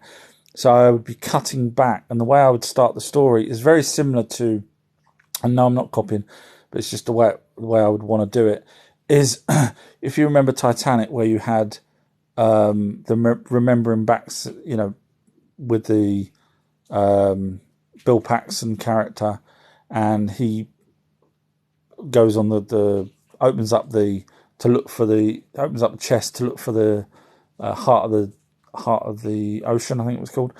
So mine would start with a character that's an archaeologist, and no, it's not Indiana Jones. Could you imagine? And the archaeologist is basically talking to some intern and explaining what this is. So I would need to do that because not everyone knows what the Anunnaki is. Not everyone knows the tablets are out there. Not everyone knows a lot of stuff, believe it or not. I thought people did, but they don't. So I would need to walk them through the process of who the Anunnaki are by using a figure, a human figure on Earth in modern day, talking about the history and stuff like that, but done in a movie way, not just waffling on. And then it would slowly cut back to the Anunnaki planet, and then back to, so periodically it would keep cutting back. So that is how I would get the generations between the skips between the periods where nothing actually happened.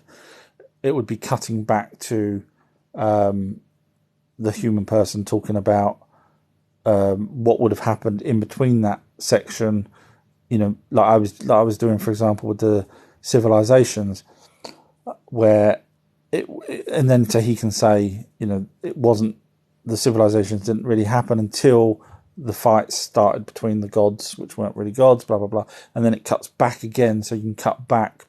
Otherwise, it'll be confusing just to suddenly have, 10,000 years suddenly disappear, and then people start fighting each other, and you'd be like, "Hang on, why are they fighting?" So that's. So I know I'm waffling on, but so yeah, I am working on a treatment for it. There's some people I've worked with before that I'd probably use again to shoot the movie. One of the guys, I won't waffle on about movies, but I would. There's some people. Cast wise, I know I'm back on. This is why you should never talk to me about films. Cast wise, I'm undecided who would be in the film. I think the only named actors I would probably have, in the film industry they call them above the line, which is basically to do with the budget. But so I'm just giving the information out there. I don't know if you know that.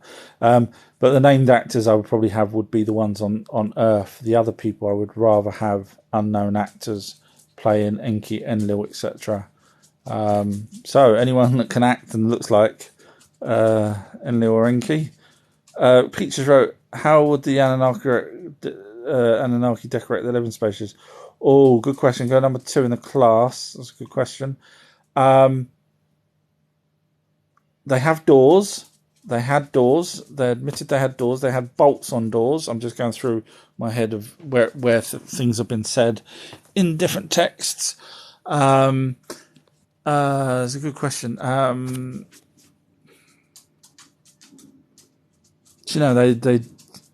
They didn't really. I'm just trying to rack my brains. I'm trying to think. Did they mention beds? They obviously had beds. Well, I'm guessing they had beds. They may have just slept on the floor. They didn't. Again, they didn't really say how they slept. Just trying to think if there was any reference to anything like a bed. Not off the top of my head. Chairs and tables, yes. Chairs and tables, definitely. They had banquets, things like that. So they definitely had, even on Nibiru, they had chairs and tables. Yeah,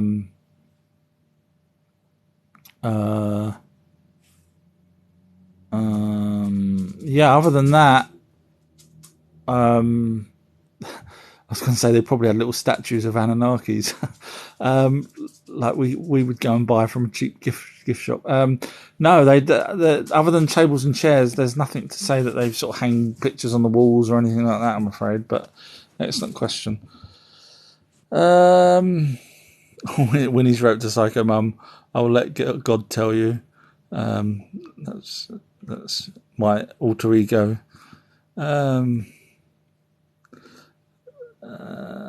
Just scrolling down to messages, people chatting between each other. Doles wrote, can you pin your YouTube in the comments? Just look at the title there, Our True History. Just Google Our True History and you should find one of my 700 videos on YouTube, and then you can just find the ones that you want to watch. I mean, I could pin it. My later videos say also on YouTube, hoping that people will see the name Our True History and then put 2 and 2 together, but I guess I could pin them. My website also has the videos as well, if that helps, but the website's easier to navigate than YouTube, simply because I've got sections of 5 and sections of 50, so you can watch them in any order there you want. I think it just scrolled all the way down to the bottom. No, it didn't. It was my fault. I knocked it. Sorry, I think I might have accidentally flicked it up there. That's a first. Yes, I must have. Sorry, nearly there. Just going back down.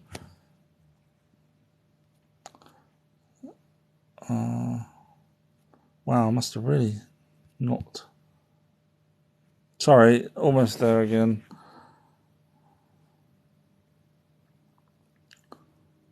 There we go. Just found the script part. Just scrolling down. People chatting to each other. So Sean's wrote 7:11, which is the time, and now it's 7:55. So I am behind by 30 something minutes. Salvatore wrote, do military have different types of tech for each alien race to communicate with, or one type for all? That's a good question. Not heard. You're already in top of the class, greedy. We've not heard anything about how they communicate with them, other than the people that they used when they created.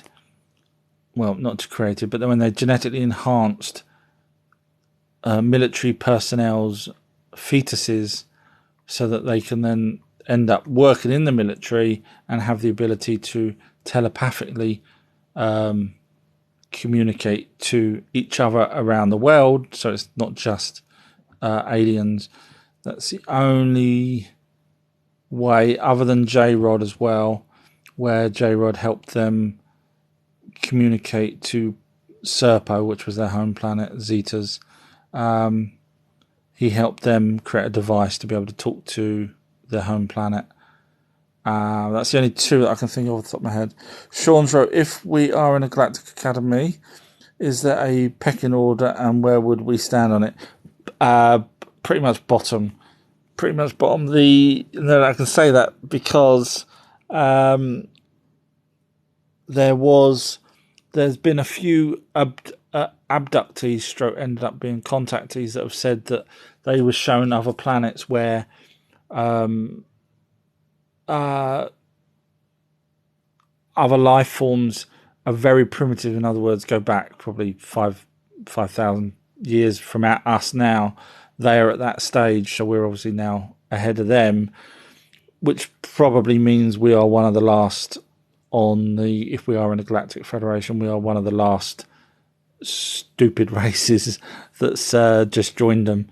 And I say stupid, but we're not that stupid, to be fair. We're actually very smart. And we know that because they wouldn't be trading with us for materials and, tech that we end up giving back to them after we've tweaked it and done some stuff to it. We give them their own tech back and trade again. So we can't be that thick if we can do these things that they can't seem to have done.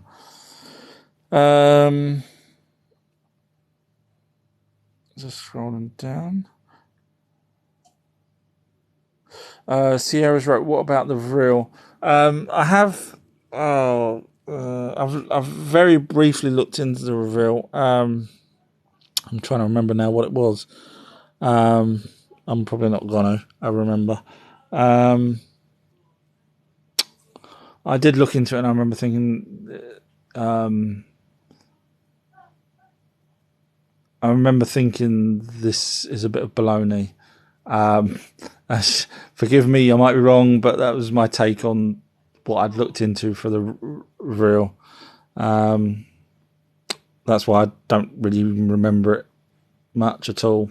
I think it was an alien race. That's about it that I can remember. But whatever it was, to me, it was there was no evidence of them, or I've never heard other people other than people asking me on here about the real. So I might be wrong. Again, this is just my take on it. Dole has wrote, what is your input on people talking to starseeds coming back to raise the planet vibration?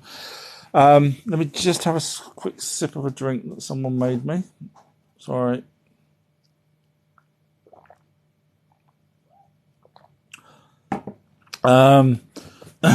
Yeah, I've heard about that, and I heard that, we're supposed to raise 50% of our consciousness, and it was done in the 60s and 3 tranches, blah, blah, blah.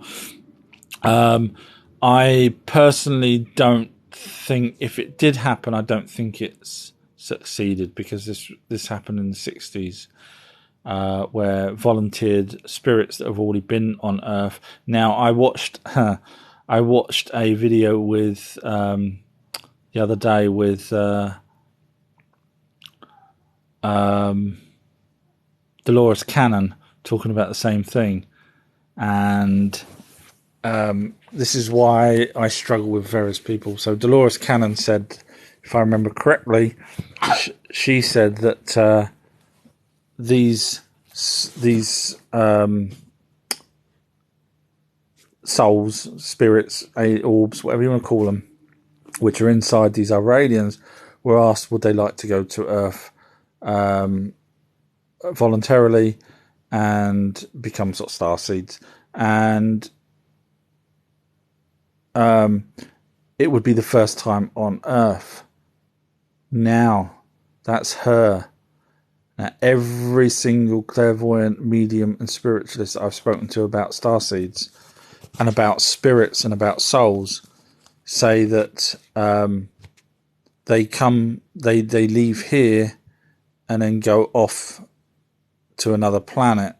So there is a possibility. You could argue, well, hey, spirits have been around for however millions and billions of years, in which case humans are only here for a short period of time, so therefore they haven't been here before, in which case my argument would have been, why not get spirits back that would have been here already? Because the way she was making it sound like is it's going to be hell for them to to come back here or to come here for the first time. So I thought, well, if that's the case, why didn't the other ones that's already been here and progressed and moved on to another planet, why ain't they the ones that's been asked? But then again, you could argue that maybe the ones in the other aliens are that much higher frequencies because, again, we've only been here that amount of time. So, I do try and see everything from both sides. Sorry, I know I waffle on, but that's just the way I work. Winnie's right, did the Anunnaki have the same organs as us, and how did they look after them, i.e. diabetes, kidney stones, etc.? Someone else asked the similar sort of question about medical treatment the other day. They don't mention anything about illnesses. There was a curse put on one of the Anunnakis. Can't remember which one, but then that was lifted. I think it was Enlil, actually. I think someone put... Yeah, it was. It was... I can't remember who put the curse on Enlil, but that's when he did his naughty thing with a very young, too young person who ended up actually marrying him. Long story. Probably was forced to marry him, but they don't mention them having problems with their organs, etc. The only thing I can say that that on the outside everything looks the same. The only difference that they did mention, I've mentioned this before, is that humans had a bit of extra skin on their manhood compared to them, which is where we ended up getting people getting castrated just to look like the bloody Anunnaki. That was the only difference that I'm aware of. Lewis just wrote, could clone be for spare parts, maybe? I mean, again, the actor side of it, I can't imagine... I can't imagine actors being involved in cloning in any shape or form. I just think it would be too risky for the secret to have got out in that way accidentally. Salvatore's right. How did the Anunnaki keep track of their own age on Nibiru and on Earth? Good question. Go number 2 in the class. I know that's probably bumped someone off. It's a good question. So they counted Shahs. So as you know, the year is 3,600, give or take. I don't, it could be a difference between 50 years, 10 years. I don't know. I mean, that's what everyone's calculations are at 3,600 years, but still could be out by a bit. So one circuit, they called it circuit. One circuit round our sun is a Shah. And that's how they kept... So all the ancient texts where they're talking about one Shah, after one Shah, Anu came down, after 2 Shah. So, for example, I'll give you an example. The text talking about the Anunnaki coming here, Alalula radios through and says, I've got gold, send Anunnaki here, or send Elohim here. I've got gold. He was on his own. And the texts say that they tried to work out the biggest chariot, that's what they called them, which is why you get Chariots of the Gods book. They called them chariots. They got the biggest chariot they could get, in other words, they built it, to hold enough water to be able to use as not only propulsion. Now, I don't know whether it come out the back or whatever, but they used water, and they used water for a cannon on this craft to push out the stones from the asteroid belt. But the question was, how long did it take for them to build that and debate on how to build that craft that they ended up using to come to Earth with the 50 of them and the water? One Shah. So Alalula was on Earth on his own for 3,600 years on this Earth before they even set off. Think about that for a minute. You've seen the film The Martian, I'm sure, and he's on Mars for a tiny amount of time, and you've got this alien on our planet for 3,600 years. 3,600 years. That's just mental to think that he was waiting for them before so they count them in shars, basically. And it wasn't till 10,000 years ago that they changed from shars to years. So they did it on the orbit of Earth around the sun from 10,000 years onwards. So we get a little bit more accuracy from 10,000 years onwards. Sean has wrote, did the Anunnaki have different races, skin colours like we do? I would say no for a few different reasons. First of all, the way they wrote about the black-headed people, which were the Egyptians, they called them blackheads. It sounds rude, doesn't it? It's not me, it's them. And the way they described the first Homo sapiens over in Africa, it comes across that they've not seen anyone with that colour skin before.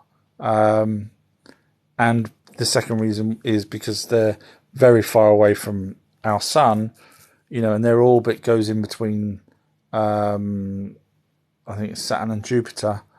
So again, even though we think they're near, they're still far away when they come round.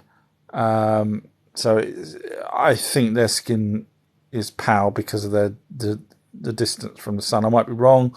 People could argue with me all day long, but I don't know. I'm just throwing that one out there.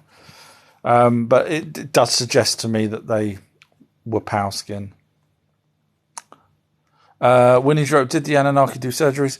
The only reference that I can sort of say for sure was when Ningzida took the rib from Enki and from Enki and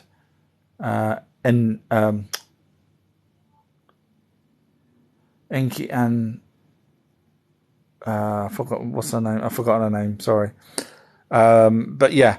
So he done it in an enclosed area, which I'm guessing is their spacecraft. In other words, a sterile environment. So yeah, they, if they did that, then they would have done, and obviously they genetically created humans, so they would have had some sort of lab. And also, yes, Ninharshag or Nimna came down as the head of the medical. So she set up a medical station in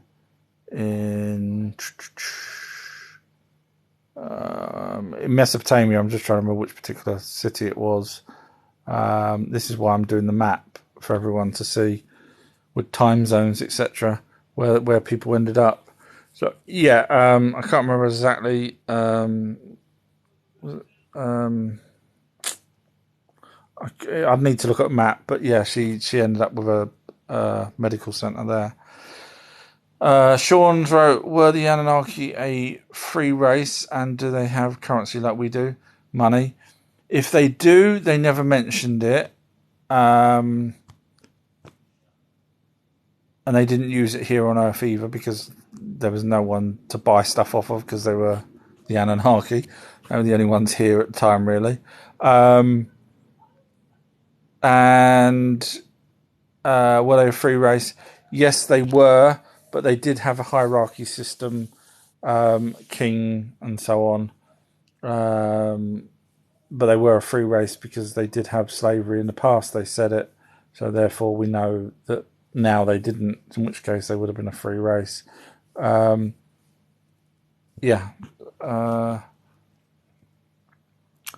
Kyle has wrote, Polynesians have DNA of Nephilim. Okay, I would, don't hate me for this. I'd be interested to know what the DNA, where that information comes from, please don't hate me. It's just the way I work. Because my take on the Nephilim, because you've got to remember, the Anunnaki had relationships with humans and produced, for example, the second Adam and Eve, Adapa and Tuti, and they had children.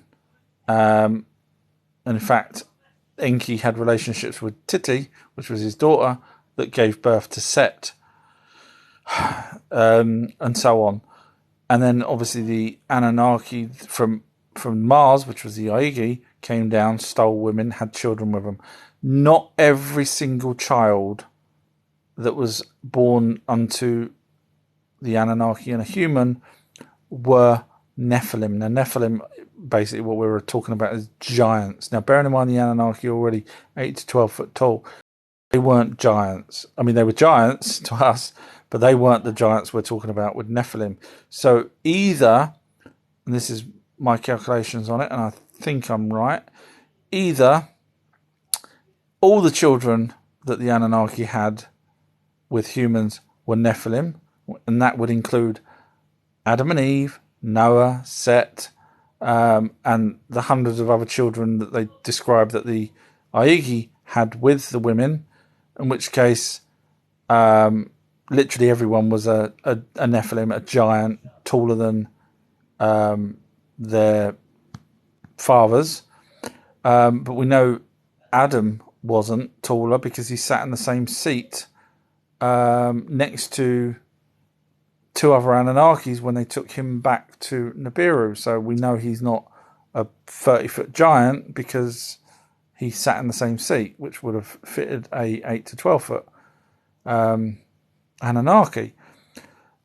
So my logic is that some of the offspring had a genetic disformity, which would create them into gigantism or giants with a gigantism DNA issue, if that makes sense, which does make a lot more sense than all of them being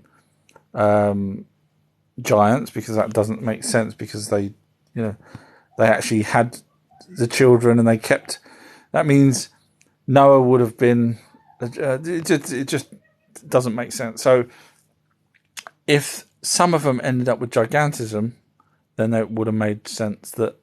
So when you say the Polynesians have DNA of Nephilim, I struggle with that from my point of view. A, because we've got no Nephilim DNA to compare it to, so I don't know how you would say that is Nephilim DNA. So forgive me, I'm not trying to knock you. I'm just you need a baseline to be able to say it's definitely something. So you're saying it's definitely Nephilim, but it could be Skaranas. I just made that up, but no different. If you don't know the baseline, then you could have it as anything. It could be Pixies DNA. So you would need to prove, first of all, that there was a race that had a particular DNA strand, not just one, because we can find one bone of anything. You would need more than one to create what they can call a control. Then you would need to know that control was based off of a giant, in other words, at least taller than the parent, which we know is 12 foot tall, would have been the tallest. Yeah, I know I'm waffling on, but basically I can't see the DNA Polynesians having the same DNA of Nephilims, because you would need to admit that there was Nephilims in the first place and control, and so on and so forth. So forgive me, I'm not knocking you, it's just the way I work, and it doesn't compute in my brain. Sean has wrote, could they fly, levitate unaided? There was a description in good question, go number 2 in the class for that. There was a description in one of the texts of, in fact, I think it was the Lost Book of Enki, where they have wings and they come down from the mountain.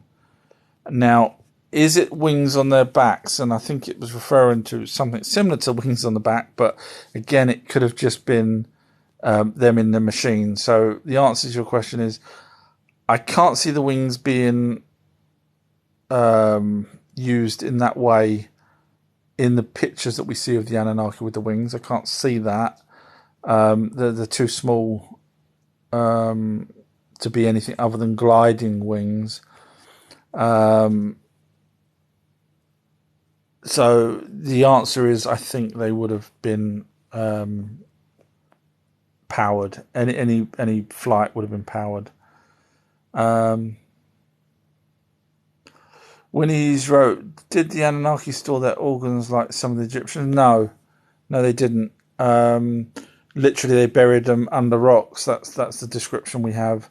They didn't take apart any of their body pieces. So it was an Egyptian thing. It was down the line, way down the line, when they started doing that. We're talking 6,000, 7,500 years after the flood, which is basically 6,500 years after they started teaching humans, rules, laws, and all that kind of stuff. That's when they.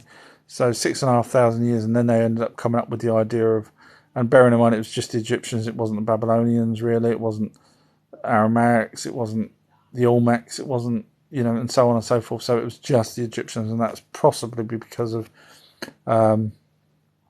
Ra stroke Ningzida, which is Thoth, and his wisdom in the afterlife, and then of course everyone else joined in on that, thinking, yeah, we can have an afterlife after. So I think it was just an Egyptian thing. Salvatore wrote, you think there were Sumerian tablets in colour? Anunnaki never talk about colours we don't have. Well, they talk about colours, for example, the lapis lazuli, and they do talk about gemstones in certain colours. So they do talk in colour terms. The tablets, you have to be slightly careful on how we describe tablets, because the way I read it is there's two types of tablets. There's one which is a device they physically write on and do calculations on. In other words, physically a computer tablet. And then there's the tablets that we call tablets, which are the clay stone tablets, if that makes sense. So yeah, but they have talked about colours, mainly in jewellery and things like that, and stone, precious stone. Of course, not necessarily precious, but precious to them stones. Light has wrote, it was in the Persian Gulf. They used systems on the ship which was still in the Gulf. I haven't seen anything else from you, so I don't know if whatever you wrote had been blocked. That happens, so forgive me.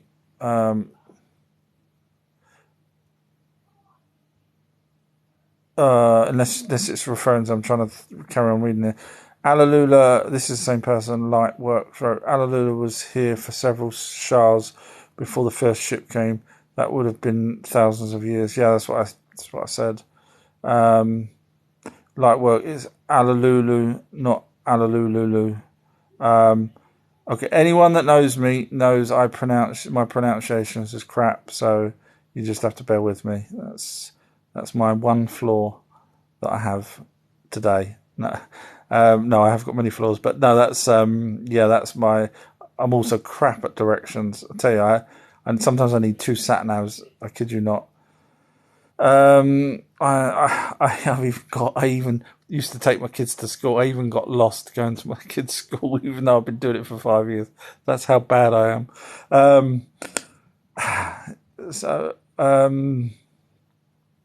Lightworks wrote Lord of the Command, and then Lightwork wrote the infrastructure was extreme in Mesopotamia, too much to leave. A lot of it was buried, virtually all of it was buried under the tsunami when that happened. Sean has wrote, did the Anunnaki teach us traditions like weddings, etc.? Not traditions. They did teach us ceremonies. Just have another drink. They taught us, ceremonies like equinox, believe it or not, that was one thing. Solstices, that they made a bit of a thing of that. Don't ask me why. And weddings and stuff. Weddings. I mean, they didn't teach us. Well, they might have taught us. They had weddings and they had guests and stuff like that. So I guess we might have learnt from watching. I can't imagine them sitting there going, "Look, this is what you need to do when you want to marry someone." I mean, they may have, but I think it would have been us learning from them, because they married, the Oigi. Well, Marduk was the first one that wanted to marry a human, and that's when the Oigi got upset. The fact that they had no women up there for hundreds of thousands of years and no magazines. So they, when they came down and stole women, eventually they were allowed to marry the women. So humans were then, I'm guessing, seeing how marriage works, and obviously their children then got married and their children got married. So I think it was probably more of a monkey see, monkey do type thing, as opposed to teaching them wedding. I might be wrong, but I just can't imagine them saying, "Look, here's a wedding planner. What you need." Lightworks wrote, "All traditions come from them." Christmas didn't. So I would probably say I would. Sorry, I'm not knocking you. It's just the way my brain works. As soon as someone says something, I go through various processes and pull it out. It's not you. It's me. I'm guilty for that. But yeah, so I wouldn't say all traditions came from them. Light Workers wrote, "It is why we still wear gold rings." There's a tradition of buying the spouse a diamond ring. That was done by the company, one of the company, I can't remember the name, D something, who owns many of the gold mines. They set up an ad campaign back in 40s or 50s, saying a diamond is a girl's best friend, and then they ended up doing a campaign that said you need to spend at least 2 months' wages on a diamond ring for your spouse, and basically they ended up becoming some sort of tradition type thing. So I don't know about the gold rings, because if you look at the Anunnaki, you'll see that they don't wear rings in any of the carvings. So again, forgive me, I'm not knocking you, I'm just using my knowledge to see whether or not I can recall them wearing rings like that, and I can't. So if they did give us that as a tradition, then it's something they might not have done themselves. Not saying they did, but I just can't recall any rings. I might be wrong, but I don't recall seeing them. Moon has wrote, "If you look into the latest archaeological site discovered in Turkey called Göbekli Tepe, which is estimated to be 12,500 to 15,000 years ago, it would give you an answer to why the Anunnaki was in Mesopotamia." I have looked into Göbekli Tepe quite a lot. In fact, it was a storage place. You're kind of jumping the gun for me there, because I was going to be moving on from Egypt into, and you'll find that I'm probably the only person that's going to say the things that I say about Göbekli Tepe, and that's again similar to what I've done about Atlantis, and hopefully you'll find that I'm right, as with the other things that I've said. So I don't want to go too deep into Göbekli Tepe. Trust me, I've done my homework, and when I get round to doing the videos on Göbekli Tepe, you'll find my thoughts on it, and hopefully I'm right. Sean's wrote, "Does Susie ask questions anymore?" No, she's ahead. She knows more than me. So Susie doesn't ask questions anymore. She's been doing, she's researches more than I do now. Lightworks wrote, "Pyramid was the left hand marker for the landing corridor." Not heard it described like that. It was a marker, yes. Not heard it called left hand marker, so I can't say one way or another on that one. Lightworkers wrote, We Are the Aliens. Yes, technically, part aliens, technically. Mellows wrote extraterrestrials, not aliens. I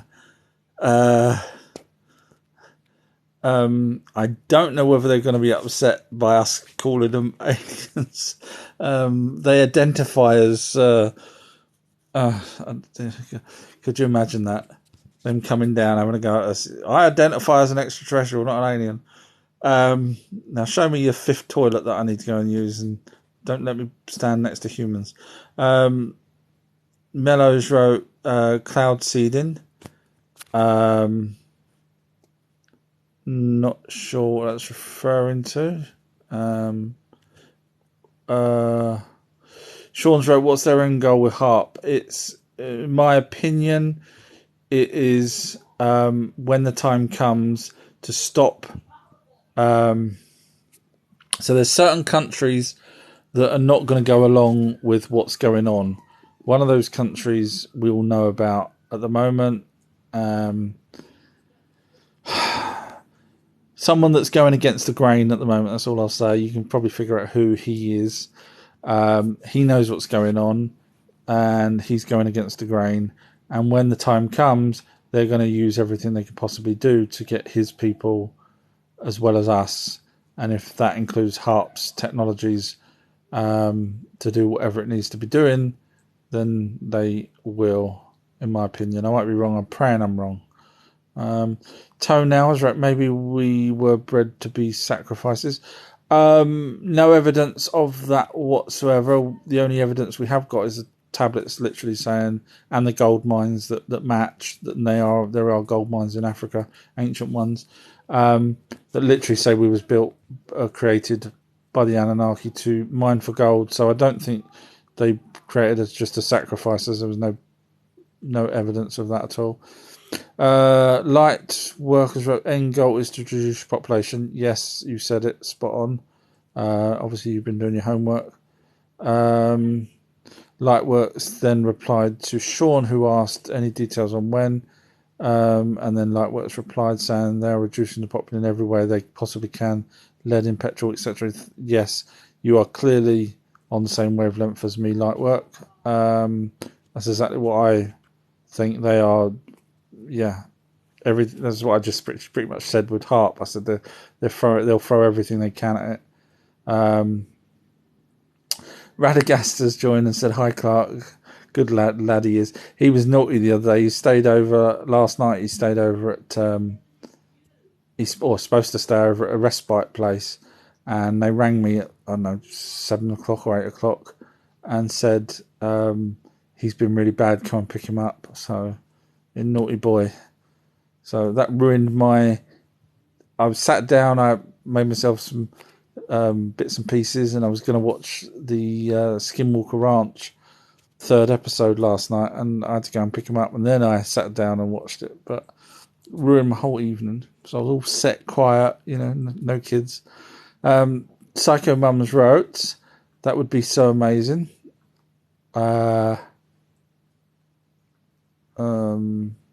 Not sure what that means, but let's just pretend for those that's just suddenly joined. Psycho Mums replied to my thing where I said I should be king of the land, and he or she's wrote, that would be so amazing. Oh, that's very nice. So thank you. Sorry, I'm just trying to make jokes out of things. Lightworks wrote, the film has already been made. There are trailers online. Are you referring to the Anunnaki film? They're the one that didn't end up getting made. I did a video about it, actually. Looked into it. So if that's the one you're referring to, it never got finished. Unless there's one that I'm unaware of, but that was the one that never got made. And then you carry on underneath. You wrote, but they prevented distribution of the finished movie. Yeah, exactly what I was saying, yeah.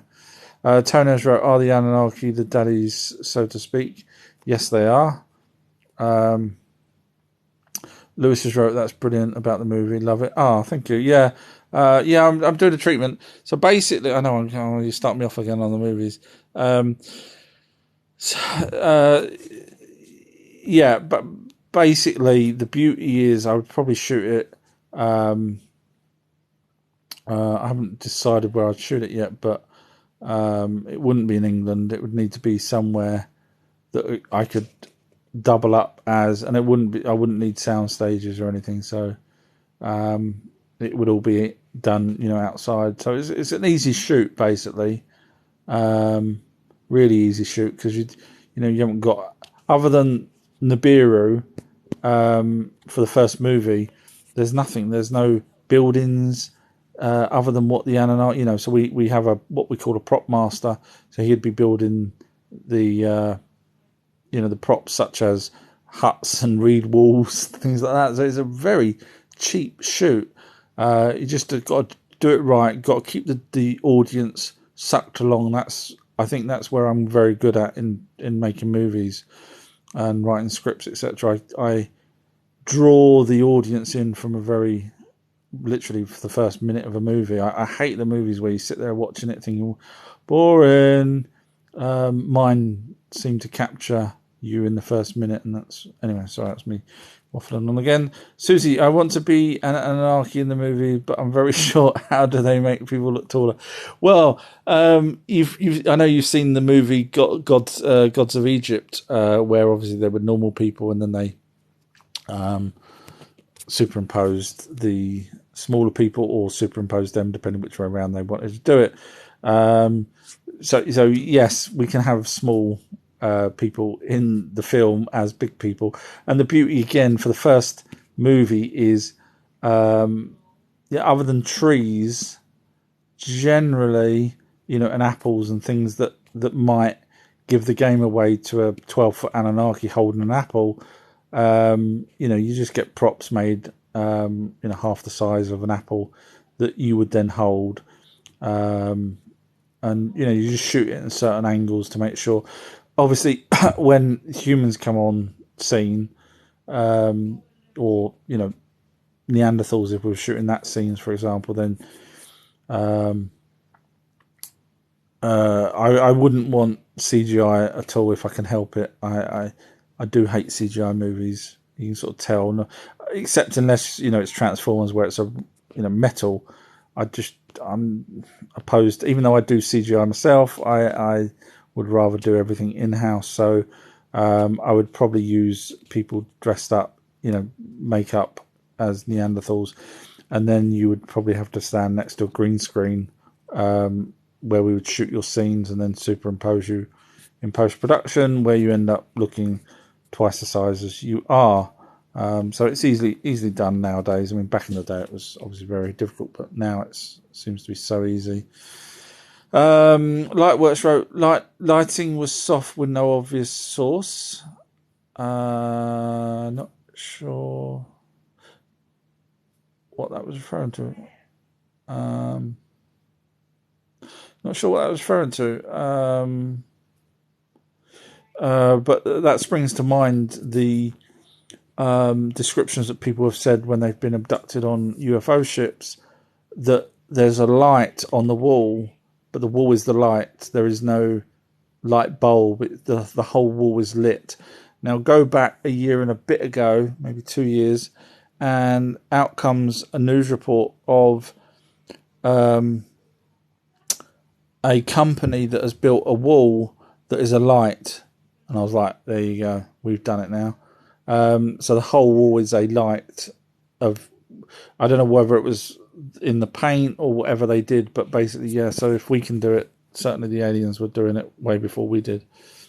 Lewis has wrote, did the Anunnaki have a throne? Oh, that's a good question. Go to the top of the class for that.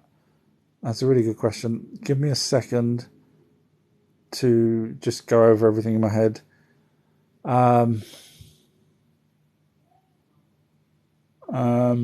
Yes. Yeah. So the information I've got from that would be from prior. So basically, when the North and South had their wars on Nibiru, when they agreed finally, after nuking each other and whatnot, when they finally agreed to have either the husband or wife from north and south married, depending on who draws straws. They had a throne that made for that whoever the first one was. Don't ask me his name. There's another name that is really hard to remember, and they only mention him once or twice because down the line, however many Shahs later, eventually we get to Anu. So there was 15 or something different kings in that period before we got to Anu. So that first one, although important on Nibiru, it's not a name I'd remember. But yes, they they had a throne for him. So in other words, they created a throne system. Now, whether or not they had one before, they didn't say, but he had a throne, and his wife that was from the south. So the male was actually the one picked from the north. The south wife would sit by his side. So yes, good question. So I'm guessing that's where we got our little throne idea from. And they did have crown and scepters, which is where we get our crown and scepter from. So that's what they were given. He was given as king, and they would pass that down. Which is interesting because there's only a few countries in the world that probably still have crown and scepters. The UK is the only one I know of. That's why I said there's a few, because I'm guessing there's a few because, for the Anunnaki, for England to have kept that tradition is really interesting, because England obviously is not Mesopotamia. So that's when you get people saying, well, the lineage of the Queen goes back possibly to the Anunnaki, in which case that would make sense as to why they kept that crown and scepter going. So I'm just throwing those ideas out there. Lightworkers wrote that the civilization they built here was almost identical to theirs on Nibiru. I would love any information you've got on that. And you're going to hate me for doing this. Obviously, I've read as much as I possibly can, and obviously there's no videos or books from their planet. So unless you've obviously read something that I've not, if you or you're just guessing, please forgive me, I'm not knocking you. I'm just saying I would love if you've got any information. If you haven't, just fine, just say you haven't. But if you have, can you point me to where you've got that information from? Because I've never read anything like that. Now, I could go along with the guessing side. For example, they have mentioned that they had courtyards in Nibiru, and we have courtyards here. So I can say to some degree that there's some similarities, but you've wrote here was almost identical to theirs on Nibiru. So I'd be very interested to know where you got that from. Lightworks wrote, yes, they sat on thrones, the king did. Yes, well done, yeah. Lightworks wrote, the Anunnaki created all the languages, so comms would never be an issue.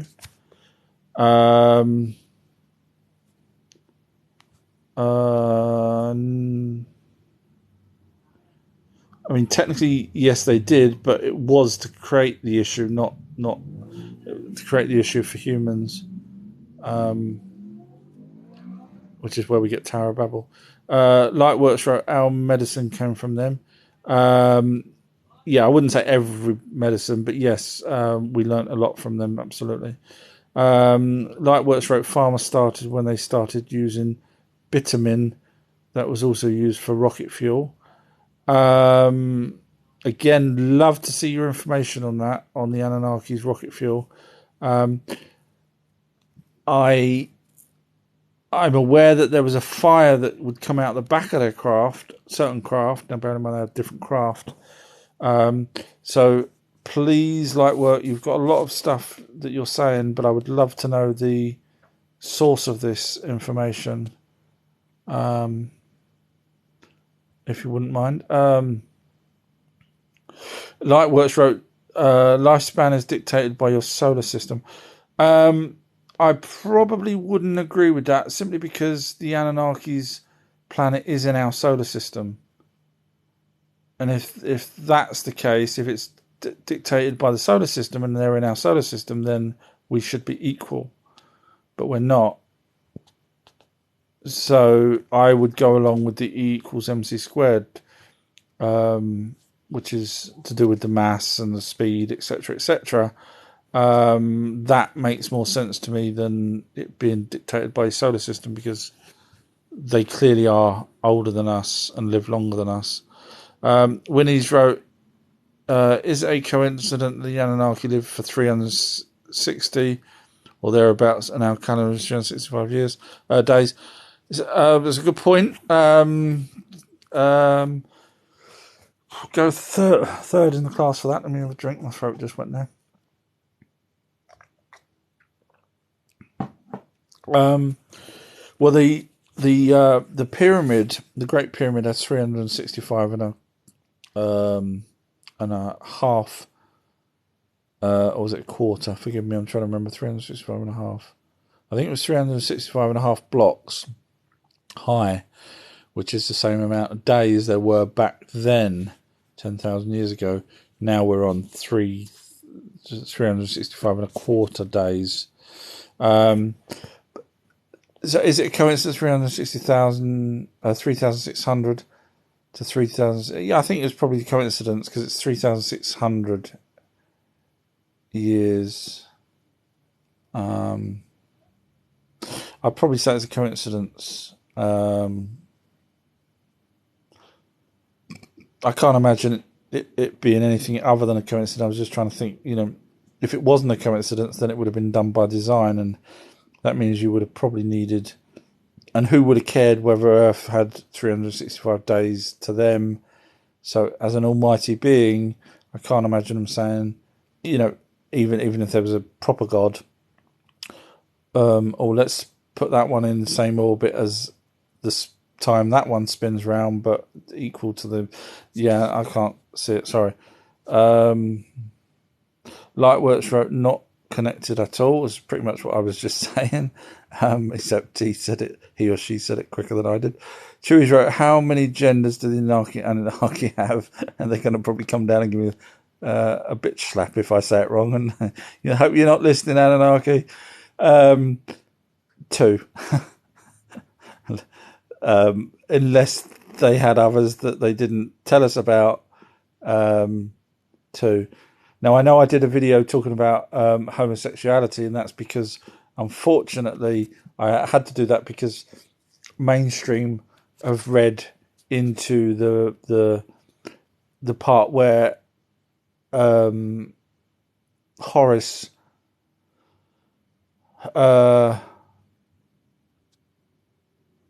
was it Horace? Sorry, I'm just trying to get my bearings now. Horace's seed ended up inside Set, and that's because he ate salad, which had, you can imagine what on it, a manly substance. And unfortunately, researchers have read it that them two had a relationship, both of them being male, and they then put in, in the diagrams of the family tree, they put them two together as if them two had a relationship. Now, bearing in mind, one was an uncle and one was the nephew, but I've read a few different versions of the same thing, and both end up being that it was similar to the tricking Set into eating something that had Horace's what on it. So I don't know why these other researchers don't bother. They probably just copied one person, to be honest. Let's be honest, that's how it normally works. One person who thinks they know everything writes it down, and then other people copy that person, and thousands of websites later, everyone says, oh, that's got to be it. But no, if you actually do your homework and read the actual hieroglyphs, it literally says, like I say, there's 2 or 3 versions of the same event, and it literally says. So I digressed on the genders, but 2 basically. So they'll probably come down and wonder what the hell we're playing at. And I don't mean that in any disrespect to the people that want to be a different gender. It's more of the names, the cis this, and I'm now supposed to be a cis male. They'll probably be laughing at us when that, have your gender, do what you want to do, not a problem at all. Just don't try and change me from a male to a cis male. That's my issue on that. Light Workers wrote, agreed, they were very pale, blue-eyed and fair-haired. Yes. Yeah. Lightworks did not take rib, took bone marrow. Yes,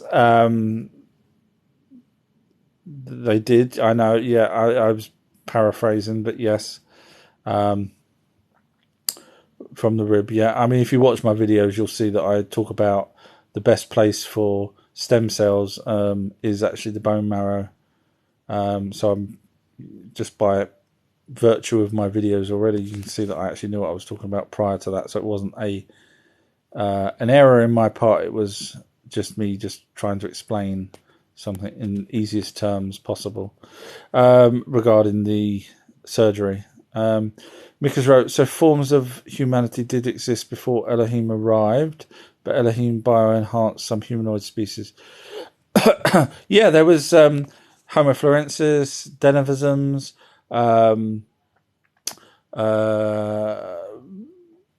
possibly pygmies. I've got to do a video soon on that. I've got some information on hobbits, as mainstream are now starting to call these small pygmy type creatures, not real pygmy people, but prior to that. But anyway,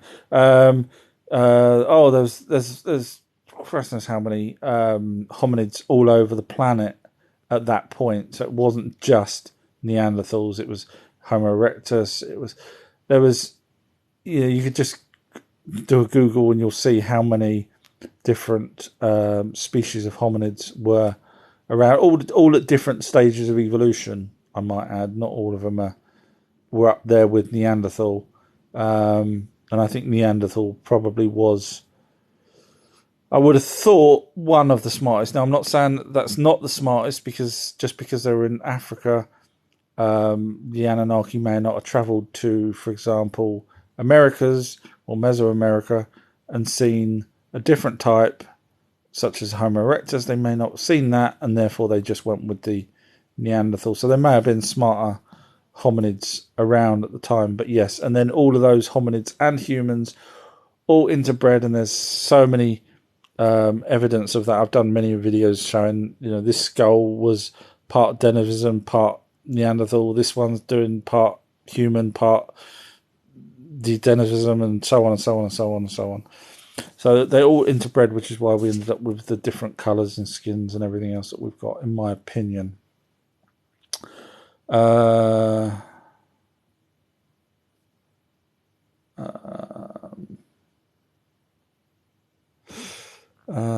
Sorry.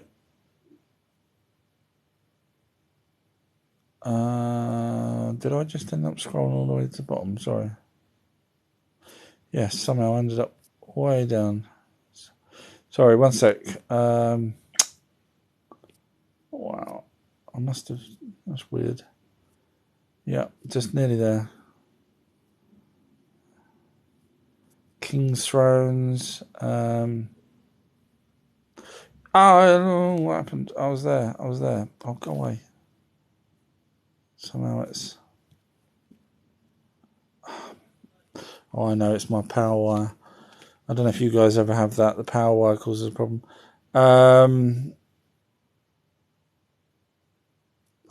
So sorry, it's went all the way to the top. Let me unplug my power wire. That's better.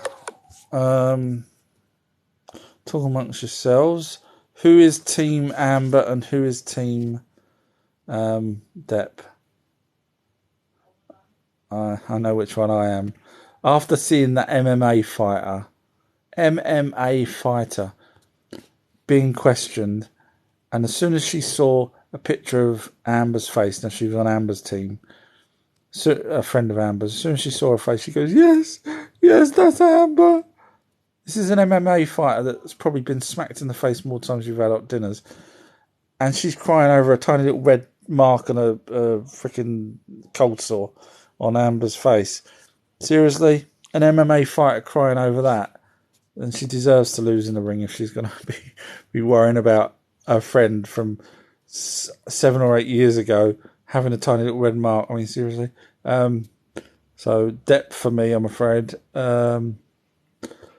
Just scrolling down.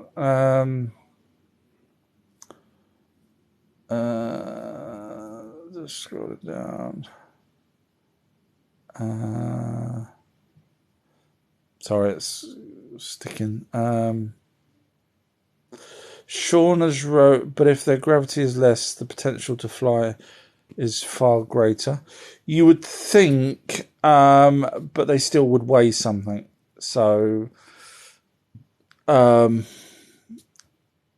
their bones are hollow like birds, they would still weigh. So I can't imagine them having that much a difference. I might be wrong, but I just can't imagine it. Salvatore's had to shoot. Thank you, Salvatore, though. Appreciate your time. Lewis has wrote, so the Anunnaki didn't care about diamonds. No. Lapis lazuli was their main go-to whatever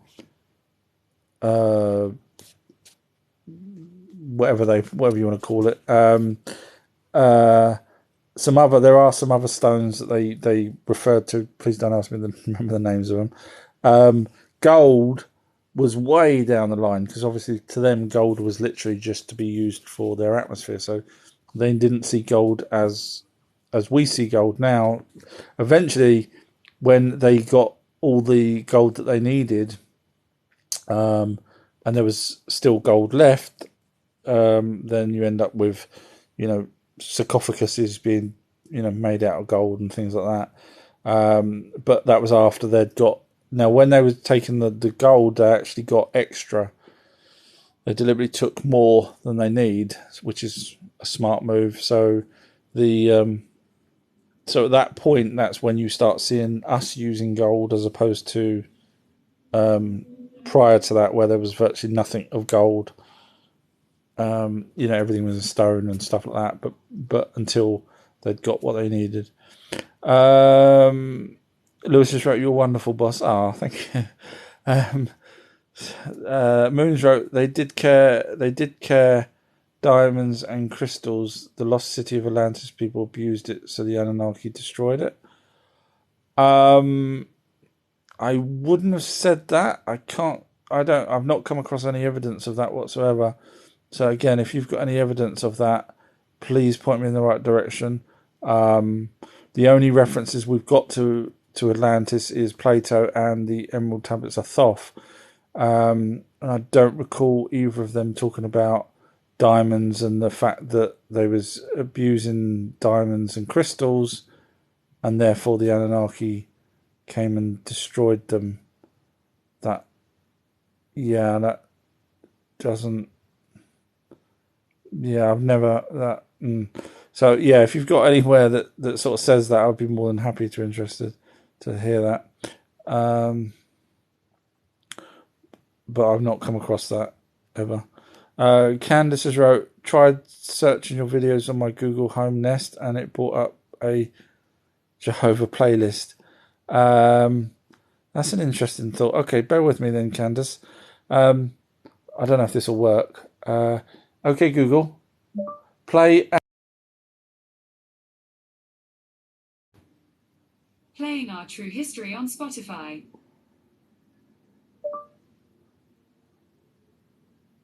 Oh God, here we go. Don't know what's going to play. Hello. Yes, it's me. And hello. I am Optimus Prime, calling you from. Yeah, that's me. Okay, Google. Never play that again. Stop. Skip a song. No. Next. Stop. Skip. Stop. To teach me not to play a song, say. She's going to end up in the fridge in a minute. Yes, I am. Hey, Google.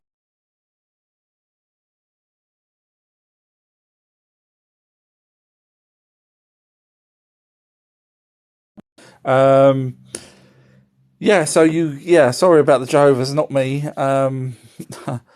But yes, you can play my Spotify and my podcasts on Spotify.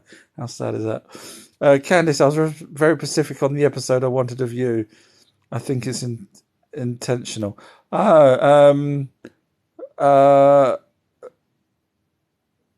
don't know. It's more than, yeah. I mean, it could be. So you've got the device that has the screen. I was just using one of those little Google Minis. Yeah, I know. There's, if you type in Our True History, sometimes you have to actually type in Our True History video or part. Sorry, part, as in part number 1. So Our True History Part 1, Our True History Part 2. So I don't know if you tried that. Our True History Part, whatever the number is that you want.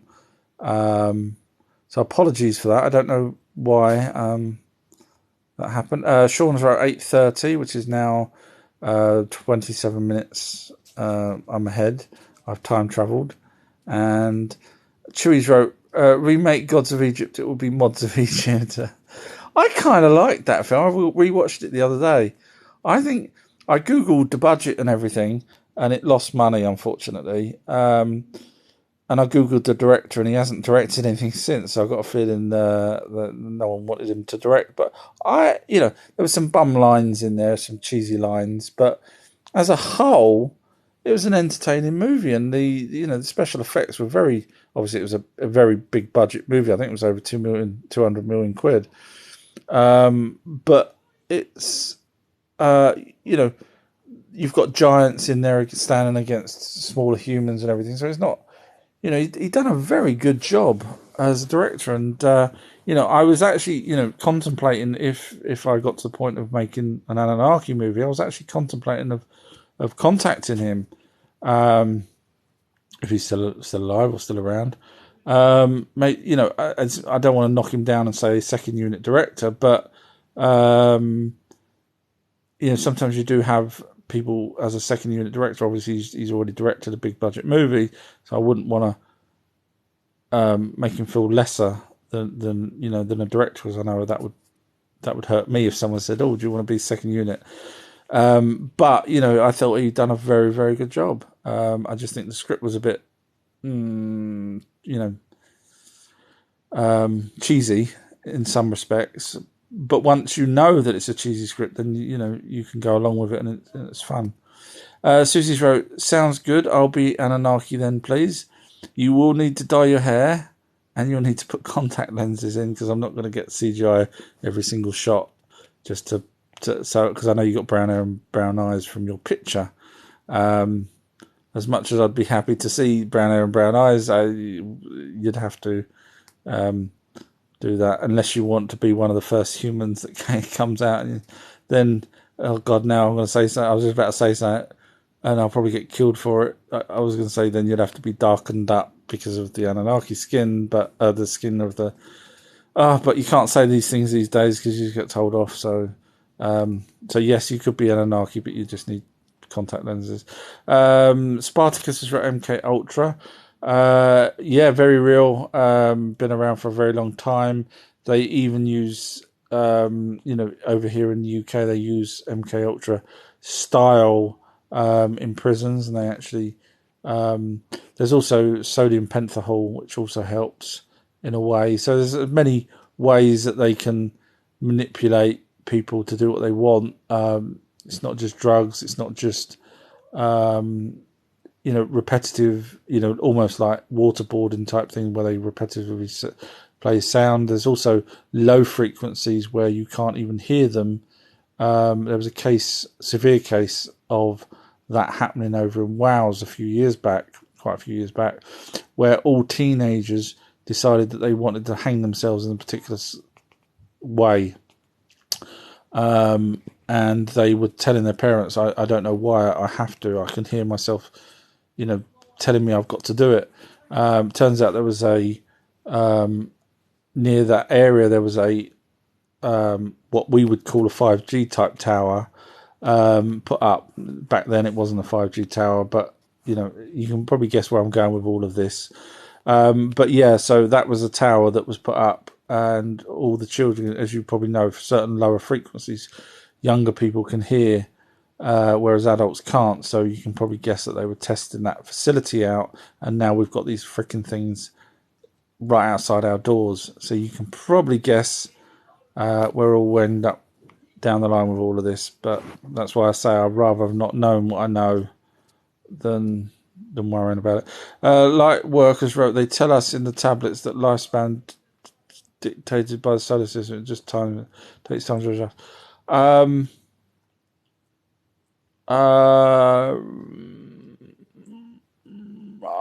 don't recall it saying that. Could you let me know which sort of tablet that's in? Because I still can't grasp that. If it's to do with the solar system and they're in our solar system, then logic would say that they would be close to us, not 3,600, not a million years, which is what their probably lifespan is of our times. That's quite a hefty chunk. If it's dictated by the solar system, then I just can't see that. I still think it's to do with E equals MC squared. Lightworks wrote, this is why we had Melucitha, but then our lifespan decreased. My take on that is obviously we've been diluted because we've been breeding with not only the humans here, when I say we, the Anunnaki's children ended up breeding with not only the Anunnaki again, the Anunnaki's children, but with the humans that were also here, as well as the other ones that was around, any hominids that was still around.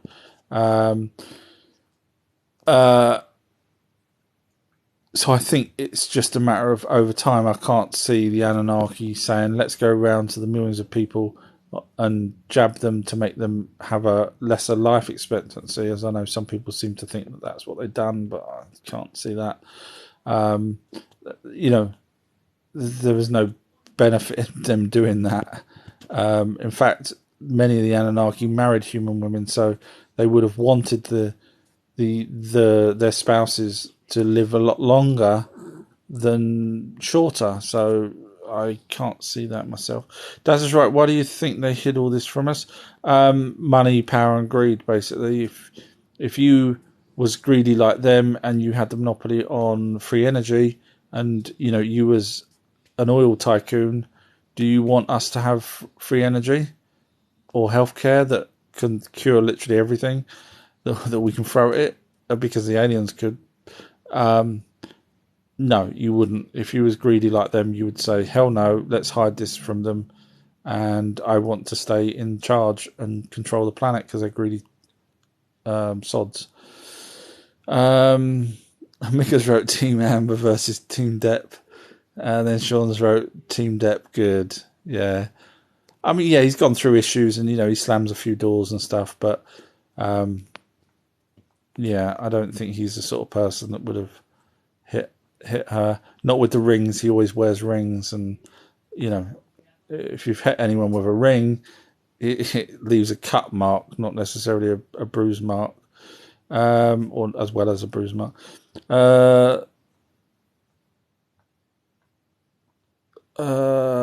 Scrolling down, X Strong's wrote, look up prehistoric skulls with ballistic holes in them.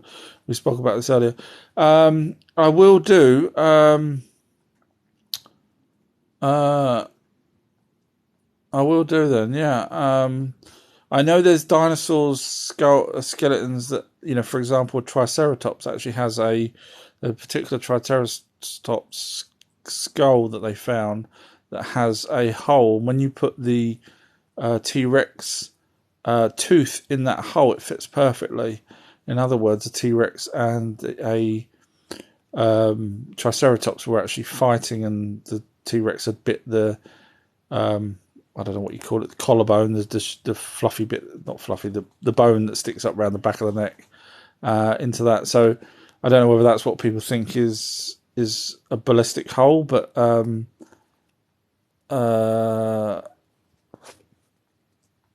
there is also, just from a medical point of view, there are certain virus stroke bacteria that can actually eat away through a bone and cause a hole.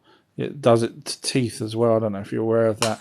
So I'm just saying some people might see a hole in the bone and assume it was a bullet hole without looking at all the evidence. I'm not knocking you. I'm just saying there's a possibility that there's a lot of things out there that could, obviously, if the bullet's still in there, then obviously you've got a smoking gun. But if it's not, then I would, because obviously, as we said before, guns, are not prehistoric. So, and then you've got to ask yourself, where was this found? Because obviously, if this skeleton was found in New York City, chances are it probably isn't,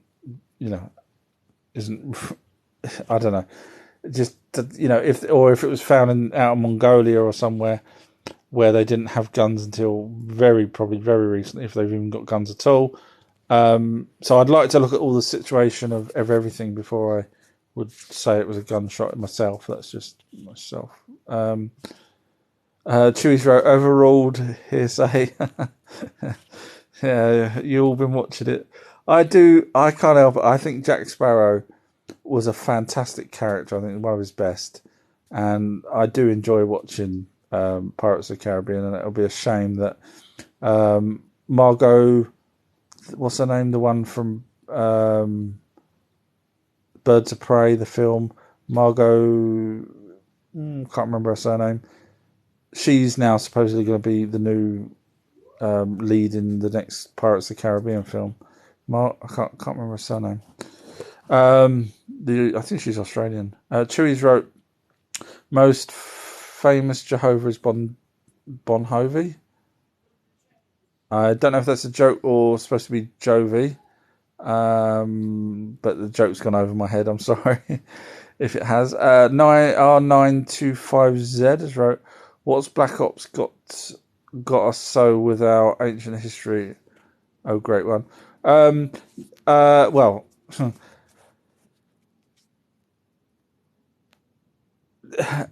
history is anything that happened 2 seconds ago or backwards.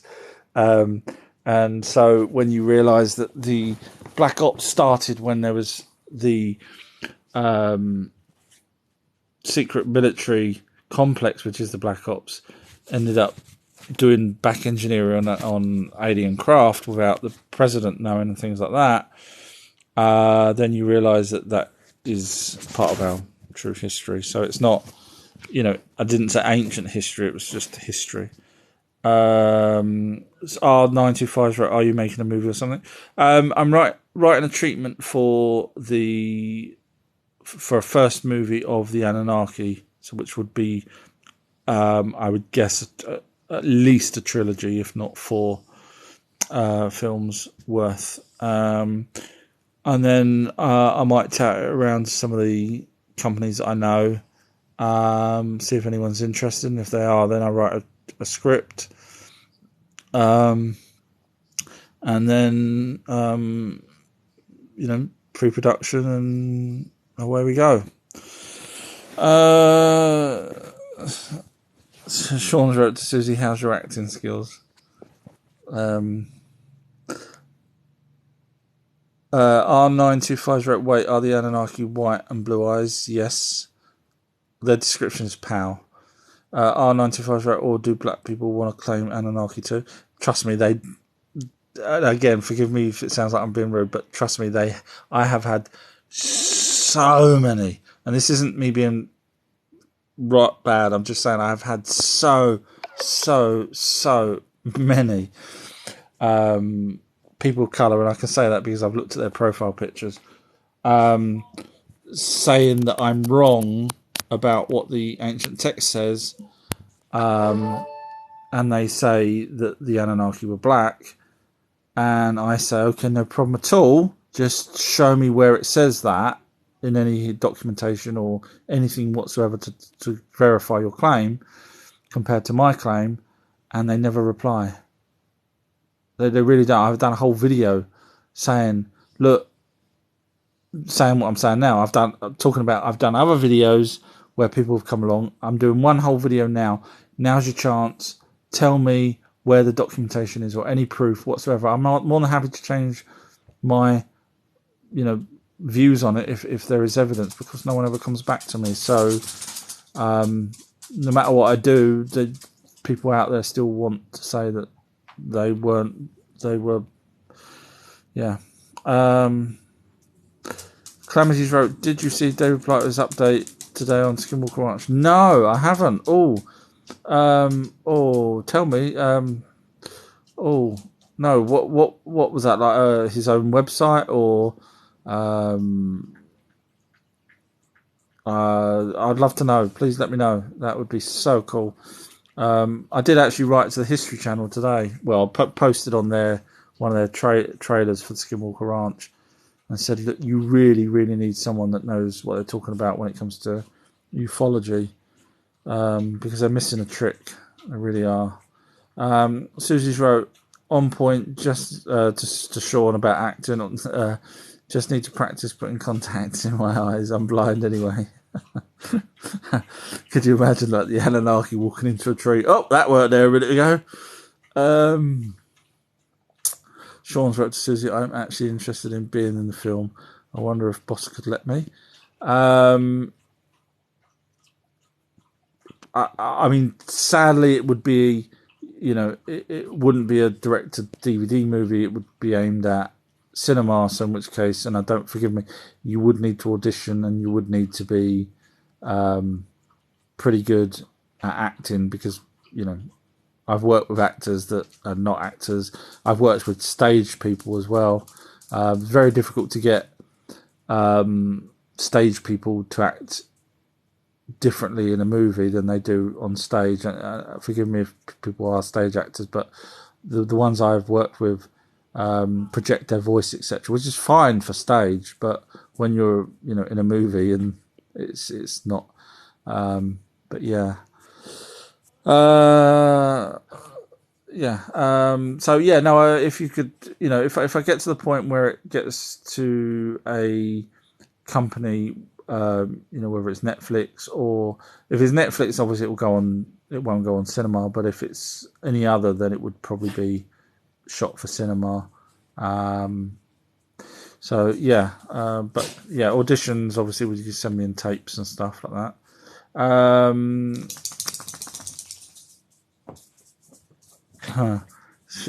Susie's wrote to Sean, well, can you hold a tiny apple? Not sure you'd have the skills to hold it correctly.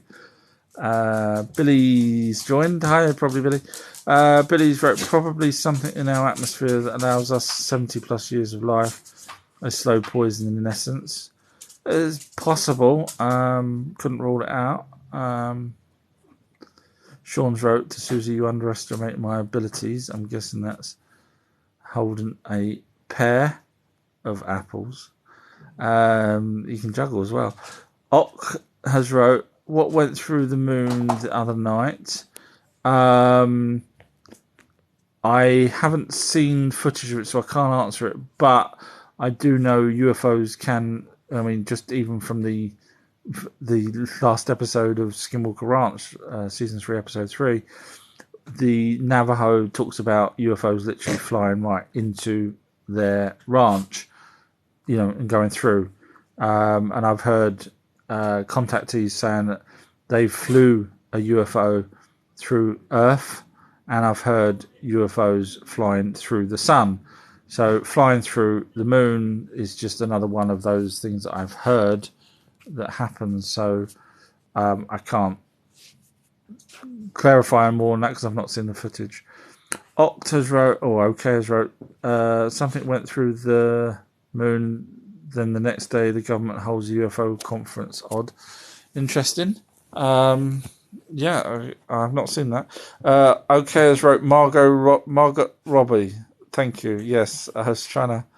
I kept wanting to say Margot Kidder, which was Supergirl, sort of like Lois Lane from the original Superman. His dad has wrote, if you need help building the ark, I know I know a guy. Very good. Not heard that one before. You got me on that one. That was a good one. Vortex has wrote, MIC equals military industrial complex. I've never heard it abbreviated like that. But thank you. Yeah, that's cool. It makes sense. Calamity's right. I will send you the link to David Pilates' update on your email. Yes, please. Absolutely. Yes, I love David Pilates and I love Skinwalker Ranch, as you probably can tell by the way I keep talking about the show. I just wish they have someone there that's got a bit more knowledge on ufology than those guys, because they haven't got any knowledge on ufology. Sean has wrote, I can have lessons, just slow down on the writing of it. Yeah, 3,600 years later, are you ready yet?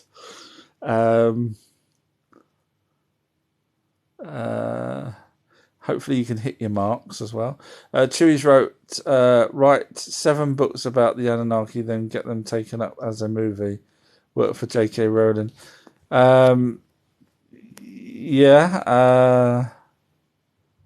It's probably quicker for me to actually write the script than it is a movie, believe it or not. The books. There's a... I'll change the subject there slightly. Billy's wrote, there's a chap on here who trains his telescope on the moon live. Very interesting. Yeah, I've seen that. I've seen him. I think I've chatted to him. I think he's a British guy, if that's the same one I'm thinking of. There used to be people on YouTube that did it every night and would actually show the footage of UFOs, and they had millions of followers and they got pulled off. So hopefully this guy doesn't get pulled off of here. Right, well, I've caught up and my battery's on 6%, and hopefully I'll put this on YouTube, because someone on YouTube sent me a message the other day saying, what happened to your lives? I listened to them on Spotify, during a day or whatever, and because some of them I've been putting on my Patreon site, Advert Time, and so if anyone wants to watch my new video on Mars, that's just been put up today, a 10-minute video on Mars about the Anunnaki and what they would do there, and linking it all to scientific new information which has just come out. So it's, again, very good. Sorry,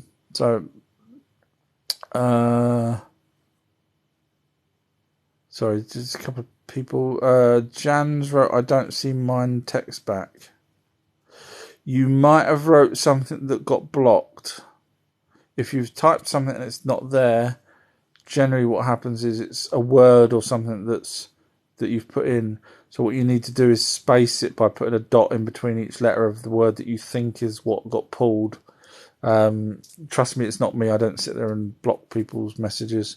So if you can quickly type in what you thought it was, that the word was, if that's, I might even be barking up the wrong tree, but Chewy's wrote, may the force be with you. Thank you, Chewy. If it was anyone else, I wouldn't have took it so funny, but having your name as Chewy, really you should have went but yeah, bad joke. Billy's had footage of the UFO. That was going back to the guy who trains his camera on the moon. You'll catch. Yeah, I say there's a couple of people that did it on YouTube, and they were doing it religiously every night, and they just kept getting pulled off YouTube. Very sad. Peaches wrote, thank you once again, Sensei. And Susie's wrote, thank you, boss. You're more than welcome.